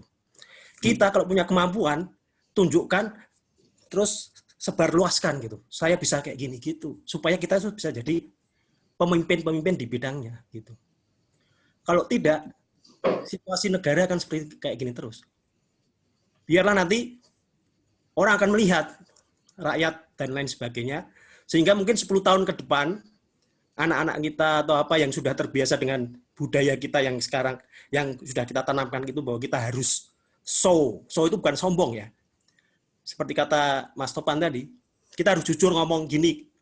Yang namanya tawadhu itu bukannya tidak berani menunjukkan kemampuan diri kita, bukan. Justru itu malah minder kalau saya sebut. Atau keberhasilan kita berdagang itu harus ditunjukkan. Biar dikenal orang ini marketing. Masa yang dikenal Pak Hermawan Kertajaya apa? Enggak ada orang Islam yang terkenal marketingnya, misalnya kayak gitu. Misalnya ini saya bandingin gitu. Harusnya marketing yang terkenal orang Islam. Teknologi orang Islam, matematika Pak Agus Yodi. Siapa kan kayak gitu harusnya. Di mana-mana kalau nyari orang ahli matematika Pak Agus Yodi kan gitu misalnya. Ya kan? Bioinformatik saya misalnya gitu kan. Saya harus bilang kayak gitu. Kenapa? Kalau tidak ya, nanti dipegang orang-orang yang sebenarnya secara apa? Memang mereka bukan menentang Islam tapi juga tidak mendukung Islam gitu maksud saya ketika Mas Topan. Ya mereka netral-netral aja gitu, netral-netral karena hidupnya udah nyaman dengan gitu. Nah, padahal yang diperlukan membangunkan umat yang sedang tidur ini sebenarnya. Caranya nggak bisa sembunyi-sembunyi. Teori menyembunyikan amal itu kalau umatnya seperti zaman Nabi gitu udah taat semua. Nah, itu baru menyembunyikan amal. Kalau kayak gini harus menunjukkan amal malah. Biar orang itu tahu Islam itu kuat memang. Biar orang mudah untuk membangun barisan ahli Islam, ahli-ahli dalam Islam gitu. Biar orang tahu tokoh-tokoh, kalau ini. Biar pimpinan-pimpinan Islam itu tahu, ahli-ahli ini. Akhirnya dikumpulin bareng-bareng, bicara bareng kayak gitu. Pernah terjadi mungkin waktu saat HB ya, zamannya Pak Habibie itu menurut saya cukup bagus, tapi kemudian kan sekarang nggak terjadi lagi. Nah, itu menurut saya ya. Jadi saya bicaranya lebih strategis, bukan masalah pribadi. Mau orang ngatain saya misalnya nih ya, orangnya itu ria apa ya, itu malah salah sendiri kan, mungkin kita nggak kayak gitu, ya kan? Nah, seperti itu. Jadi barusan itu saya ini kok pas ya. Saya tadi habis ini mau posting keberhasilan saya, dikirimnya ibu saya itu yang 84 cup sambal kacang ya. Alhamdulillah habis semua nih, hanya dengan masang status dan seterusnya. Alhamdulillah ini kan namanya rezeki ya. Tapi mau saya ini kan juga tetap. Kenapa? Ya itu pertama. Mungkin orang kan tidak tahu bahwa sebenarnya saya memberi contoh pada adik saya yang di apa misalkan kan ada hal-hal pribadi kayak gitu yang mungkin nggak diketahui ya. Jadi saya tuh di tengah kesibukan misalnya. Ini maaf nih bukan saya ini ya Mas, karena terkait aja saya sekalian aja, saya bukan yang baik juga bukan, tapi maksud saya gini, saya tuh orangnya sukanya terbuka, jadi ngomong apa adanya, anggap aja ini keluarga, jadi saya sudah nganggap ini majelis keluarga gitu. Orang yang tahu saya di Midori di mana-mana pasti tahu gaya saya ngomongnya kayak gitu. Ya, jadi artinya salam kenal Mas. Ya, Mas. Maksud saya gini, anggota keluarga baru. Ya, maksud saya gini, ada pasti alasan-alasan pribadi yang orang lain mungkin nggak akan tahu. Sebagai contoh kayak saya ini, saya sebenarnya memberi contoh adik saya yang memang dagang tapi terlalu lambat dalam tanda kutip menurut saya gitu. Cara geraknya terlalu lambat. Tapi kalau saya beritahu, mana ada orang mau diberitahu langsung, biasanya egonya ini kan. Ya, meskipun sama kakaknya sendiri. Saya kasih contoh aja nih caranya, dek kayak gitu sebenarnya. Mau orang lain bilangin saya gimana terserah. Saya masukin semua itu grup-grup dosen saya nggak malu kayak gitu insya Allah, karena itu kan halal. Contoh lagi. Saya setiap kali webinar juga saya posting. Kenapa? Alasannya pertama, bioinformatik di Indonesia itu tertinggal banget. Ya, beritahu IPB aja susah banget bahwa ini penting. Dengan cara seperti itu, kemudian yang tertarik dokter-dokter. Nah, jadi jalan itu terbuka. Kalau kita diem aja, mana ada yang tahu. Karena tujuan saya bukan untuk diri saya, tapi untuk membangun teknologi dalam hal ini. Ya, saya masih ingat pesan Pak Habibie, ada 3 teknologi yang seharusnya dikuasai kalau ingin Indonesia ini. Salah satunya dikuasai kalau Indonesia ini ingin besar. Pertama, Dirgantara. Udah beliau bangun, hancur. Kedua, IT udah ketinggalan. Waktu itu Pak Budi Harjo mau bangun Bandung High Tech Valley, ya Pak Budi Harjo yang di Elektro ITB itu, tapi nggak disupport sama pemerintah. Nah, satu-satunya peluang ini adalah, ini nggak apa yang ngomong kayak gini, campur-campur kayak gini. Satu-satunya peluang adalah bioinformatik, bioteknologi, karena kita punya biodiversitas tinggi. Itu yang pertama. Itu. Nah, sehingga kalau saya nggak posting apa-apa itu, gimana orang bisa memanggil saya, kan? Bahkan seandainya alasan saya adalah untuk mencari nafkah meskipun saya nggak memasang tarif, itu sah dan halal menurut saya. Ya kan? Itu sah dan halal daripada saya main proyek-proyek yang sebenarnya bukan bukan mandat saya sebagai dosen gitu. Jadi proyek sana, proyek sini, proyek yang nggak ada kaitannya dengan bioinformatik gitu. Nah, itu sebenarnya alasan-alasan seperti itu yang seharusnya dipahami oleh kita, masyarakat di Indonesia ini, masyarakat Islam di Indonesia ini, bahwa pada saat sekarang, bahkan saya ngomong ke mahasiswa saya sering, bukan saatnya kamu menyembunyikan amal-amal kamu. Maksudnya amal-amal kayak gini yang terkait dengan kompetensi ya, kalau sodako apa itu masih sembunyikan aja nggak apa. Tapi terkait kompetensi, marketing, menonjol di IT, harus kita tunjukkan itu. Harus kita tunjukkan. Nggak boleh disimpan-simpan. Karena kalau disimpan-simpan, ulama-ulama nggak akan tahu kita itu bisa. Jadinya ulama itu merasa sendirian aja bekerjanya. Mana sih orang-orang Islam yang memang teguh memegang Islam tapi juga kompetensinya tinggi itu mana? Nah, seperti itu. Jadi seperti itu mungkin pendapat saya. Alhamdulillah. Jazakumullah. Ya, begitu Kang Danan dan juga teman-teman lain. Silakan, ayo, udah dipancing Pak Wisnu tuh. Untuk komentar dan kita. Mohon maaf saya sukanya mengompori ya. Ya, enggak apa-apa. Bagus. Ya, insya Allah kita saling berbagi semangat, berbagi ilmu, berbagi hal positif insya Allah. Setuju Mas Wisnu. Ya. Berarti kalau misal Mas Wisnu share keberhasilan, di-share juga tips-tipsnya untuk mencapai keberhasilan itu. Nah itu jadi tidak cuman dinilai orang kok cuma pamer, tapi berarti ada tips-tipsnya yang bisa ditiru, yang bisa diadopsi. Iya. Terima kasih. Sip. Ya, menarik ya. Jadi tips itu diantara knowledge yang di-sharing tadi ya mungkin. Oh ya, Kang Genta, Waalaikumsalam warahmatullahi wabarakatuh. Ini Mas Genta, temannya Kang Danan juga, alumni SMA 8. Maka yang lain, silakan boleh panas seperti Pak Wisnu juga. Dan Mas, ya, enggak Mas, kalau saya ngomong mah kayak gitu. Iya, enggak apa-apa, Pak. Kita udah kenal. Kang Indra, Pak Wisnu, Kang Indra pun ini ahli informatik nih, Pak. Oh iya, waduh, mantap nih. Sedang pengen bikin perusahaan nih, tapi bioinformatik itu. Iya. Nungguin vektor nih Pak, Mas Topan. Nggak pulang-pulang. Nunggu vektor pulang ya. Iya. Tadi saya ingin kasih komentar dikit terkait dengan tadi pertanyaan pertama dari siapa? Danan. Pak Vektor ya. Oh, Pak Vektor ya. Ya, tadi saya coba cek di Bulughul Maram itu ada hadis yang terkait dengan aksaru azabil qabri minal bauli. Jadi banyak sekali azab kubur itu berasal daripada al-baul itu. Dengan demikian bahwa Muslim pun pada dasarnya untuk kalau itu tidak menjaga ya kemaluannya, membersihkan setelah misalkan kencing dan sebagainya, maka kalau lihat dari hadis ini dia akan terkena juga dengan azab kubur, kira-kira begitu. Jadi pada dasarnya siapapun bisa kena gitu ya, termasuk kita yang barangkali memiliki ketauhidan tetapi mungkin kurang menjaga dalam hal itu ya tetap kena juga, saya pikir begitu. Mungkin itu saya teman dari saya tadi saya ngecek dulu hadisnya barangkali saya ingat tapi lupa itu. Terima kasih. Nah, jazakumullah khair Kang Agus. Jadi ya sekalian karena kita keluarga sambil sedikit demi sedikit saling mengenal. Kang Agus Jody ini dosen di Matematika ITB. Ya. Teman saya itu Pak Ustadz, Pak Mas Topan. Beliau Ustadz dulu terkenalnya. Alhamdulillah. Jadi ada beberapa opsi ya. Nah, mungkin nanti sambil kita coba pertajam.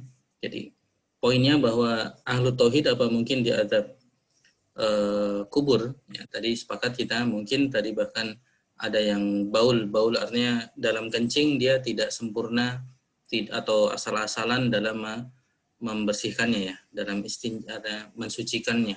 Ini perlu hati-hati juga ya ketika melakukan hal tersebut ya.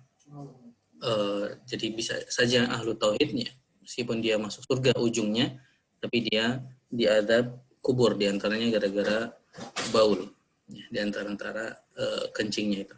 Dan ini hadis yang masyhur ya, Nabi kita SAW lewat ke kubur lalu mengabarkan bahwa orang di dalam itu dihukum karena tidak bersih dalam mensucikan diri setelah kencing. Jazakumullah khair Kang Agus Jody.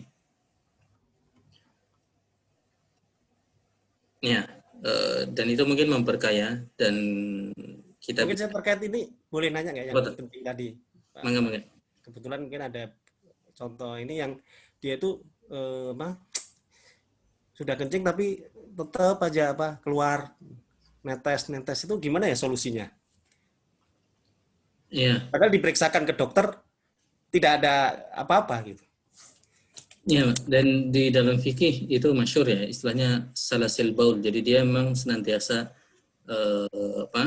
keluar dalam ya keluar seperti itu ya najisnya. Ya, maka kalau memang dia keluar, kalau dia punya alat sekarang kan istilahnya pakai pampers ya, pampers seperti itu dan dia mau sholat maka dia bisa berniat untuk sah sholat ya, berniat untuk bisa sholat meskipun tetap selalu keluar baulnya, tapi dia tetap harus wudhu setiap mau sholat. Jadi kalau dalam sehari-hari ya tentu kondisi dia berbeda dengan orang lain, maka dia tetap juga harus menjaga najisnya itu agar tidak kemana-mana. Kalaupun tetap keluar ya dia punya tadilah penampung ya, untuk nggak, kalau istilah orang Sunda ya, tidak ucerat-aceret kemana-mana. Artinya najis itu tidak sebar kemana-mana, apalagi ada orang lain yang tidak sakit pun terkena najis ya. Jadi dia bisa pakai, kalau sekarang alhamdulillah ada pampers misalnya, dia pakai itu ya, untuk dewasa pun ada. Tapi kalau terkait toharoh dan itu yang masuk di bab dibahas para ulama secara fikih, maka dia harus selalu wudu ketika atau bersuci ketika mau ibadah ya, ketika mau sholat misalnya. Dan niatnya juga dalam kitab-kitab fikih itu secara spesifik sebutkan ketika dia berniat itu juga beda, karena dia niatnya bukan mensucikan, tetapi niatnya adalah niat agar boleh untuk sholatnya, ibahatus sholat namanya, ibahatul ibadah, dia boleh untuk ibadah. Karena pada dasarnya dia tidak suci, pada dasarnya dia tetap tidak dalam kondisi suci, tetapi dia menjadi boleh untuk sholat. Wallahu a'lam. Meskipun secara umum dia sebagai Ramadan orang yang awam misalnya, dia bisa aja dengan niat untuk suci, ya, lalu dia wudhu, tapi poinnya tetap dia harus wudhu setiap mau ibadah atau setiap mau sholat. Wallahu a'lam. Jadi seperti itu. Ya. Hanya yang poin yang diazab adalah orang yang justru bukan yang sakit, tetapi dia sehat, hanya dia tidak perhatian, tidak memberi perhatian yang semestinya terhadap kencingnya. Ini masyhur ya, kisah orang yang kalau artinya buru-buru langsung aja, padahal dia mungkin masih ada yang keluar, ya, masih ada sisa-sisa najis yang keluar setelah dia beres-beres, itu bahaya. Baik, terima kasih Mas Topan. Dan mungkin sebagai sedikit pengingat bahwa azab atau nikmat kubur itu dari kita mati sampai hari kiamat nanti. Benar kan Mas Topan ya? Jadi suatu durasi yang bisa kita bayangkan cukup lama. Dan tentunya di surga atau di neraka memang kekal, tapi azab kubur pun sampai kiamat nanti. Jadi suatu yang makanya kita berdoa di setiap sebelum salam untuk terhindar dari azab kubur. Kemudian apakah ada lagi Bapak dan Ibu? Jika tidak ada, maka moderator akan mengambil kesempatan ini. Menanya Ustaz. Kang Indra. Silakan Pak. Ustaz Indra, tafadhol. Bismillahirrahmanirrahim. Ini kadang-kadang antara meragukan dengan was-was itu suka beda tipis Ustaz kalau saya pribadi. Was-was syaiton sama yang ragu. Terus memang kalau ragu yang baik memang kadang-kadang kalau kurang ilmu ya jadi ragu, tapi setelah banyak belajar, terutama misalnya usul fikih dan lain sebagainya, juga itu kalau saya pribadi juga banyak membantu. Kadang misalnya kalau ragu itu misalnya kadang-kadang bukan hanya pribadi tapi juga misalnya fatwa ulama sendiri atau ijma. Contohnya misalnya penentuan Idul Fitri misalnya Ustaz atau enggak awal Ramadan itu kan suka beda pendapat Ustaz antara satu ormas tertentu sama pemerintah. Nah itu kadang-kadang jadi bingung, itu ragu tuh ikut yang mana kadang-kadang gitu. Tapi alhamdulillah kalau udah ikut ormas tertentu gitu ya. Kalau saya kan di Wahadah Islam ya, jadi nambah keyakinan lah, udah aja ikut sama Ustadz Zaitun aja ikut ini gitu. Tapi kadang-kadang juga ditaklid juga sebenarnya sih Ustadz gitu. Nah, mohon tanggapannya aja sih Ustadz. Yang bagusnya seperti apa Ustadz? Terima kasih juga kalau khairan. Ya, alhamdulillah. Pertama tentang ikhtilaf tadi. Pertama, dia perlu punya pemahaman yang disebut ilmu adalah pemahaman bahwa ada spektrum yang boleh. Misalnya ikhtilaf hari raya, alhamdulillah. Paling mendasar dia memahami bahwa 2 opsi atau bahkan 3 opsi yang ada itu boleh. Misalnya ya, ikhtilaf antara MUI dan pemerintah misalnya. Dan sebagian ormas umumnya seringnya MUI, Muhammadiyah dengan pemerintah misalnya.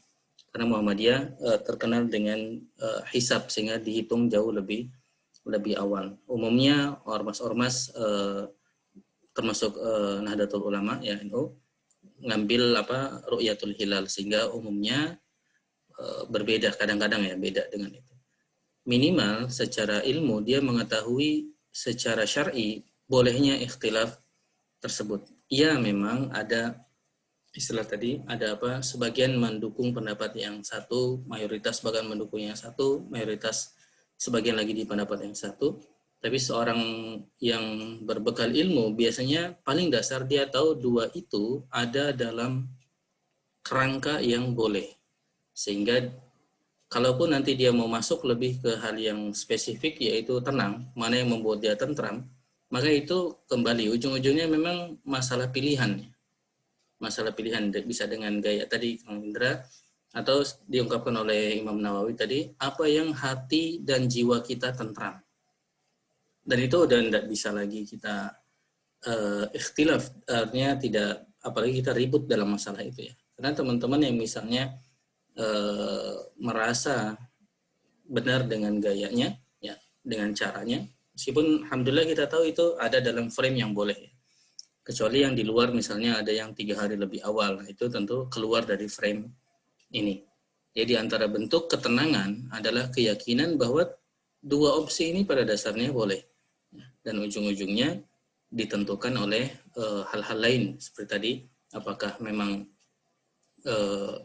teman-teman Muhammadiyah sesuai dengan kepemimpinan di ormasnya, teman-teman di Wahadah Islamiyah, teman-teman di ormas Parmusi dan lain sebagainya sesuai dengan ilmu yang mereka bahas ya oleh ahli di internal mereka, itu pun boleh karena mungkin itulah yang membuat mereka yatma'innu bihi qulubahum, artinya hati mereka tenang dengan itu. Ya enggak apa-apa. Ya.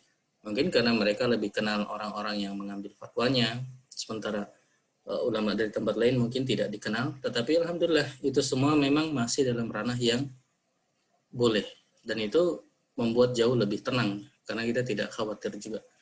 Dan termasuk dalam banyak hal lainnya. Ilmu mengetahui bahwasanya ada ruang yang boleh di situ Tapi di dalam ruang yang boleh nanti ada kamar-kamar lagi yang khusus. Ya. Maka ketika memilih kamar, minimal ilmu bahwa kita ada di ruang yang boleh itu menenangkan kita. Alhamdulillah kita tidak khawatir terjatuh ke dalam hal yang haram karena minimal ini sudah di ruang yang boleh. Ya, tinggal milih kamarnya itu lebih mudah sebenarnya urusannya. Ya. Milih kamar lebih mudah urusannya. Dan ujung-ujungnya memang harus diakui hati dan jiwa itu juga menentukan kita. Kadang ilmu ya tapi ya, seperti curhatnya Pak Wisnu tentang ketentraman hati dan jiwanya untuk ikut fikih tertentu, itu selama dalam koridor di ruangan yang boleh tadi, maka memang ujung-ujungnya seperti itu. Ya. Jadi kembali, memang perlu hati-hati ya dengan was-was setan. Setan biasanya memberi kita was-was sehingga kita ragu dalam ibadah, tidak tentram dalam ibadah. Maka tadi dalam bahasan kita, Imam Nawawi mengistilahkan kita ikut apa yang hati kita memang tentram dengannya, ya qalbu kita tentram dengannya. Dan insya Allah tabiatnya, ya maksiat itu tabiatnya memang kita tidak tentram dengannya. Kita tidak tentram dengan hal tersebut. Kecuali waliyaudzubillah. Nah, kecuali kita sudah terbiasa banget dengan maksiat itu dan kita malah bisa santai dengan maksiat itu. Kalau itu sudah terjadi, semoga Allah menolong kita dengan mengirim orang-orang yang memberi nasihat bagi kita, ya dia sabar menasihati kita. Padahal kita sudah tentram tuh dengan kemaksiatan, ya. Tapi ada orang yang mengganggu ketentraman kita dalam bermaksiat itu pada dasarnya rahmat dari Allah SWT. Kiriman yang luar biasa dari Allah SWT. Wallahu alam, kurang lebih seperti itu Kang Indra. Ya, kalau saya mau gabungkan dengan contoh kencing, taharah, ya. Dan di antara bentuk was-was adalah apakah pakaian kita terkena najis atau tidak. Makanya di antara termasuk dalam mazhab Syafi'i memang disunnahkan untuk memercikan baju kita agar kita yakin oh itu bukan dari sisa atau dari kencing kita. Itu bagian dari bagian dari air yang tadi saya percikan. Jadi tidak ada keraguan dalam hal tersebut. Plus tadi juga Indra bilang ya kalau kita belajar fikih memang banyak hal yang menenteramkan kita, menenangkan kita. Hal-hal yang disampaikan ulama kita tentang prinsip-prinsip bahkan dalam taharah saja itu membuat kita lebih tenang karena pegangan kita ada dalam mengambil dalam mengambil ilmu atau mengambil keputusan. Ada hal yang menarik dalam taharah misalnya ada dan ini bahkan disebutkan dalam kisah sahabiyat yang membawa makanan untuk Aisyah, ya. Membawa makanan untuk Aisyah, lalu Aisyahnya sholat, ya. Aisyahnya sholat, dia biarkan makanannya, ternyata dimakan kucing, ternyata digigit oleh kucing. Lalu setelah dia tunggu Aisyah makan, ternyata Aisyah lanjut makan di tempat gigitan kucing itu. Dan Aisyah bilang Rasulullah juga pernah makan seperti ini. Nah, artinya hal-hal yang seperti itu, ada pelajaran seperti itu ya, membuat kita tidak ragu. Jadi, mungkin kita pernah datang ke rumah, lalu kita khawatir ini makanan kita dijilat kucing atau enggak ya. Sebagian orang mungkin was-was atau ragu, akhirnya bisa jadi dibuang. Tapi ilmu mengantar kita, enggak apa-apa, bahkan lebih mantap dengan beberapa contoh-contoh yang didapat dari ilmu tadi. Wallahualam, itu sekedar beberapa gambaran yang jelas was-was itu memang obatnya diantara dengan ilmu ya, dan diantara ilmu tentang itu adalah yakinkan diri kita ya atas apa yang memang ghalabatul dzon, perkiraan yang paling mayoritas ya. Perkiraan yang paling mayoritas, misalnya kalau kita rasanya begini langsung aja simpel oke, kita begini ya. Apa kita batal atau enggak sih? Kita kentut atau enggak? Kita ghalabatul dzon kita enggak, kayaknya enggak. Maka langsung saja enggak. Dan secara fikih itu yang dinilai secara syar'i ya. Ghalabatul dzon kita ya, ghalabah dzon kita. Wallahu a'lam. Wallahu a'lam, afwan kalau agak putar-putar. Begitu kan yang Indra. Izin mungkin saya kasih komentar yang terkait dengan pertanyaan Kang Indra tadi. Mangga Kang Agus. Mungkin barangkali ada di antara yang kawan-kawan yang lain juga yang sama. Jadi saya tuh mengalami di satu keluarga lebarannya 2 kali. No. Antara mertua dengan satu berbeda. Kemudian barangkali di Indonesia itu lebaran bisa seminggu, saya pikir. Ada yang dari Sulawesi kapan kayak gitu ya. Nah, saya dalam urusan ini itu selalu sependapat dengan tulisannya Dr. Tiar Anwar Bahtiar. Nanti bisa dicek barangkali, beliau kan dokter sejarah ya. Jadi mengungkapkan bahwa dalam urusan ikhtilaf dengan melibatkan dimensi publik, contohnya penetapan hari raya, maka sebetulnya kaidah yang dipegang itu harusnya adalah, mungkin ini tolong salah kalau saya ucapkan kaidahnya, al-imam turfa'ul ikhtilaf. Harus ada satu yang memutuskan kalau ikhtilaf yang sifatnya dimensinya publik ya, masyarakat, seperti penentuan hari raya ini. Nah, tapi kalau urusan sholat itu boleh bisa masing-masing. Nah, dengan demikian maka apa? Maka itu akan menghilangkan perbedaan. Dan pada dasarnya kan ikhtilaf itu punya ijtihad masing-masing. Dan prinsipnya ijtihad yang satu kan tidak bisa mengalahkan ijtihad yang lain. Nah, tetapi dalam hal ini butuh satu hal yang untuk menghilangkan istilahnya riak-riak lah. Makanya butuh ada satu keputusan. Nah, dalam hal ini saya sih cenderung kalau saya pribadi dengan berdasarkan kaidah yang tadi ya ikut pemerintah saja. Karena di situ barangkali sudah ada para ulama kan yang juga dia berijtihad dengan ijtihadnya dia. Di sisi yang lain mungkin ormas juga punya cara ijtihad tersendiri. Nah, ijtihad yang satu itu tidak bisa membatalkan ijtihad yang lain ya. Karena masih punya dalil. Tetapi dalam dimensi publik yang cukup luas urusan ini maka harus ada keputusan. Saya kira gitu. Saya nggak tahu kalau di Jepang barangkali lebarannya apakah bisa berbeda gitu. Kalau di Indonesia bisa seminggu gitu. Ya Ustaz ya. Ada yang di Sulawesi, di Sumatera, kemudian ormas beda lagi, pemerintah beda lagi, mungkin bisa seminggu untuk lebaran kita. Tapi semuanya sepakat sih tanggal 1 Syawal. Terima kasih. Ya, alhamdulillah. Ya, dan itu alhamdulillah itu jumhur pendapat ya bahwasanya termasuk di Indonesia bahwasanya ikut kepada qadhi ya, ikut kepada hakim yaitu pemerintah dalam hal ini, dan untuk kita ikut sidang isbat ya, sidang isbat ya. Meskipun tetap ya kondisi di negeri kita ya misalnya kalaupun tetap ada misalnya sebagian ormas ya dalam sejarah mungkin tidak apa-apa kita sebut karena sering terjadi teman-teman dari Muhammadiyah tetap berkeyakinan dengan hari haknya versi hisab, maka sepertinya kita pun perlu belajar berbesar hati. Kalau memang kita ya kebetulan saya pun berpendapat seperti Kang Agus Jody dan teman-teman di MUI pun umumnya seperti itu. Kalau mungkin jadi pimpinan Muhammadiyah, maka itu bisa jadi pembelajaran besar ya, untuk ikut kepada pimpinan, ya, yaitu pemerintahan. Tapi kadang saya pribadi membayangkan sebuah revolusi yang ingin artinya coba istilah bahasa Inggrisnya kan, coba pakai sepatunya Muhammadiyah. Bagaimana Muhammadiyah itu ingin menunjukkan ada metode yang baik loh, masa kita tidak bisa ngitung matahari itu kapan datangnya dan lain sebagainya ya. Jadi ini ada campaign, memang ada kampanye ya yang secara ruh memang jadi ruhnya Muhammadiyah, yaitu pencerahan ya, artinya ide pencerahan. Dan dalam sejarahnya pimpinan Muhammadiyahnya pernah ikhtilaf tentang beda kiblat dan lain sebagainya, dan ujung-ujungnya ternyata betul. Dan jadi ada semangat itu yang kita lihat, oh ternyata background-nya kuat juga ya. Dan di situ kita dipaksa lagi untuk saling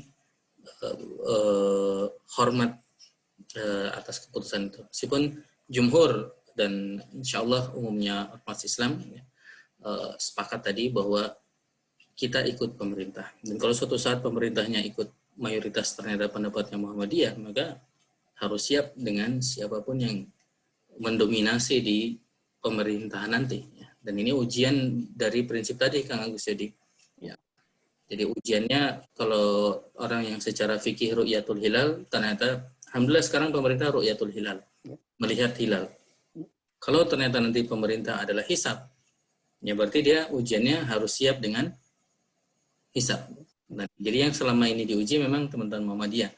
Nanti kalau pemerintahnya ikut Muhammadiyah, yang diuji yang sebagian besar yang dan kembali belum tentu juga lolos ujian. Jadi ini kembali sikap kita mengapa kita menghormati tadi, karena jangan-jangan juga yang satu kalau pemerintah milih yang lain juga nggak mau ikut juga.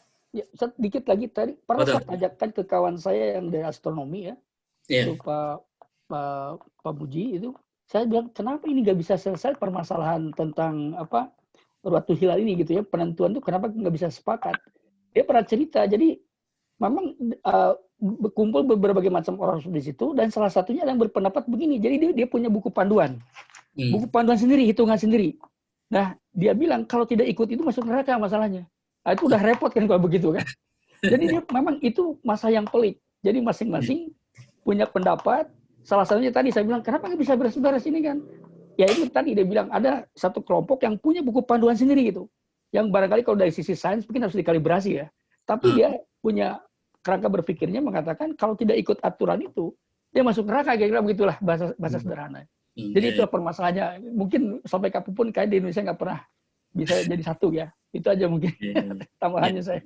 Ya, alhamdulillah. Tapi suatu saat mungkin satu ya. Suatu saat insya Allah kita optimis bisa satu. Ya nggak mungkin satu semuanya, betul juga sih. Ada yang bisa tetap komitmen dengan prinsipnya tadi, bukunya sendiri tadi. Khair, alhamdulillah. Jazakumullah khair, diskusinya menarik. Gimana Kang Victor? Ikhwah masih ada? Silakan. Ustaz Tovan.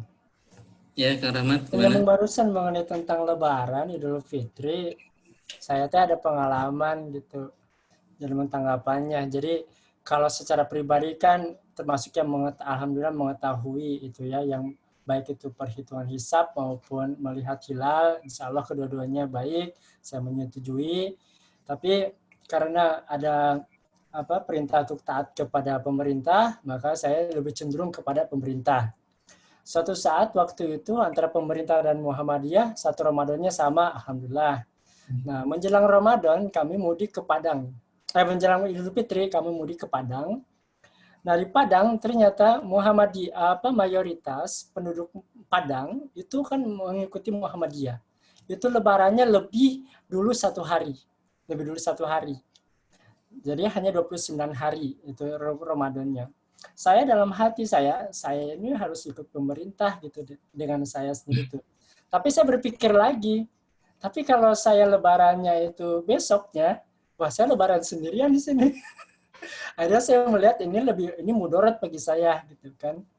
Nah, akhirnya saya ya mengikuti Idul Fitrinya Muhammadiyah bersama-sama dengan warga masyarakat di Kota Padang seperti itu.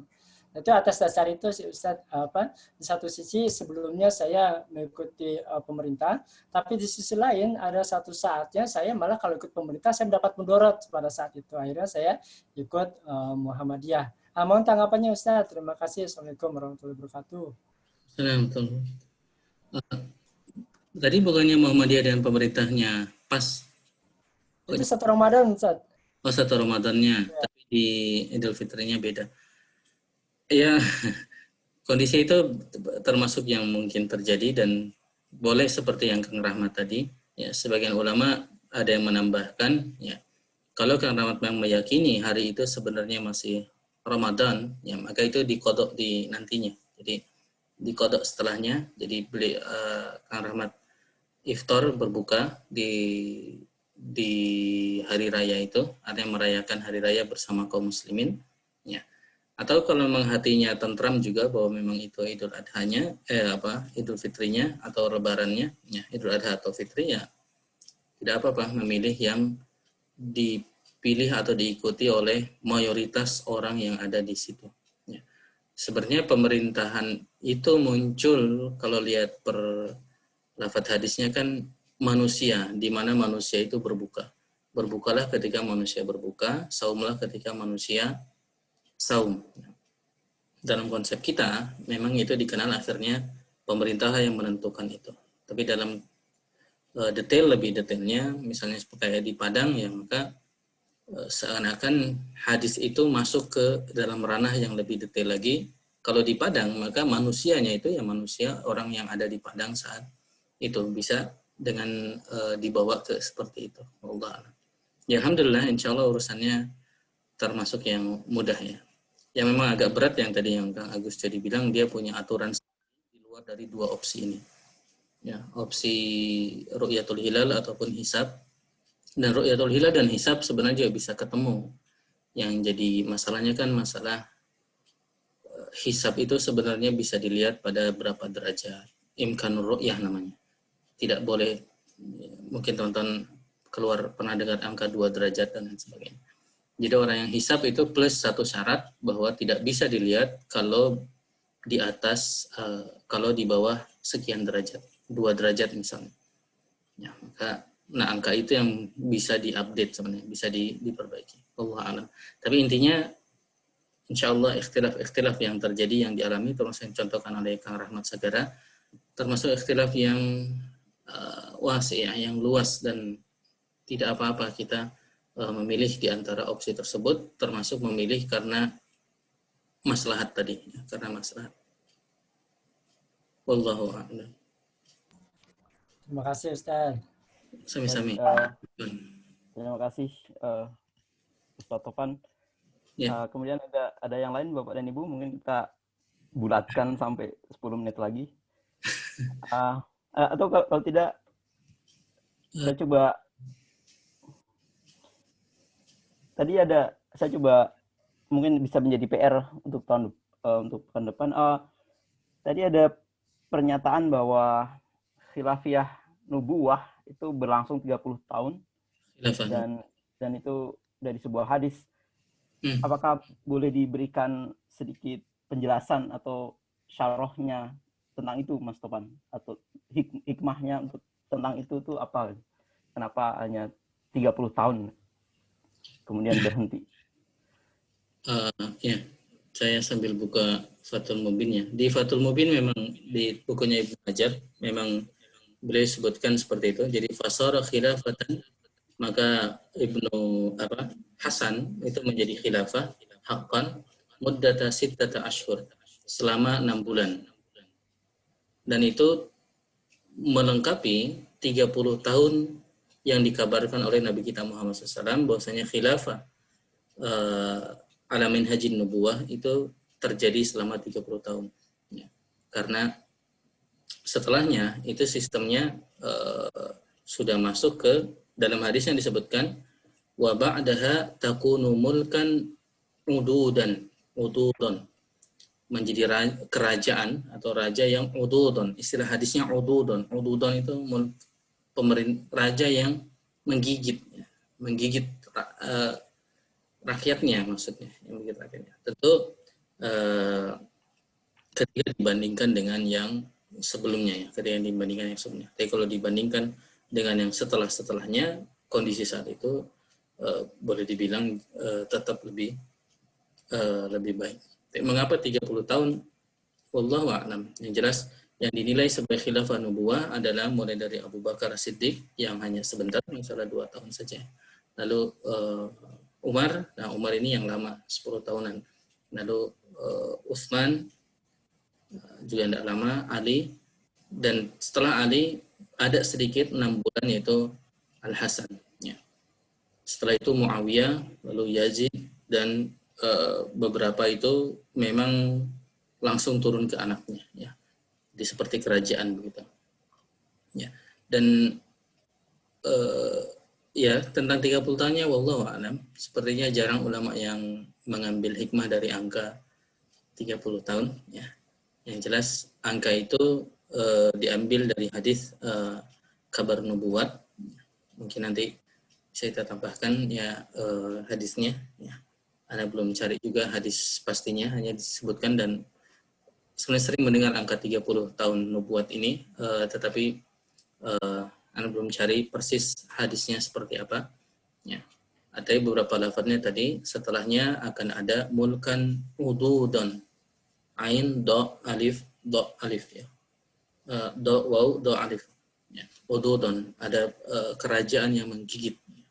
Ibnu Hajar menambahkan, ya'uddun nas, menggigit rakyatnya, lijuri ahli, karena kedurhakaan dari keluarga raja itu, ya.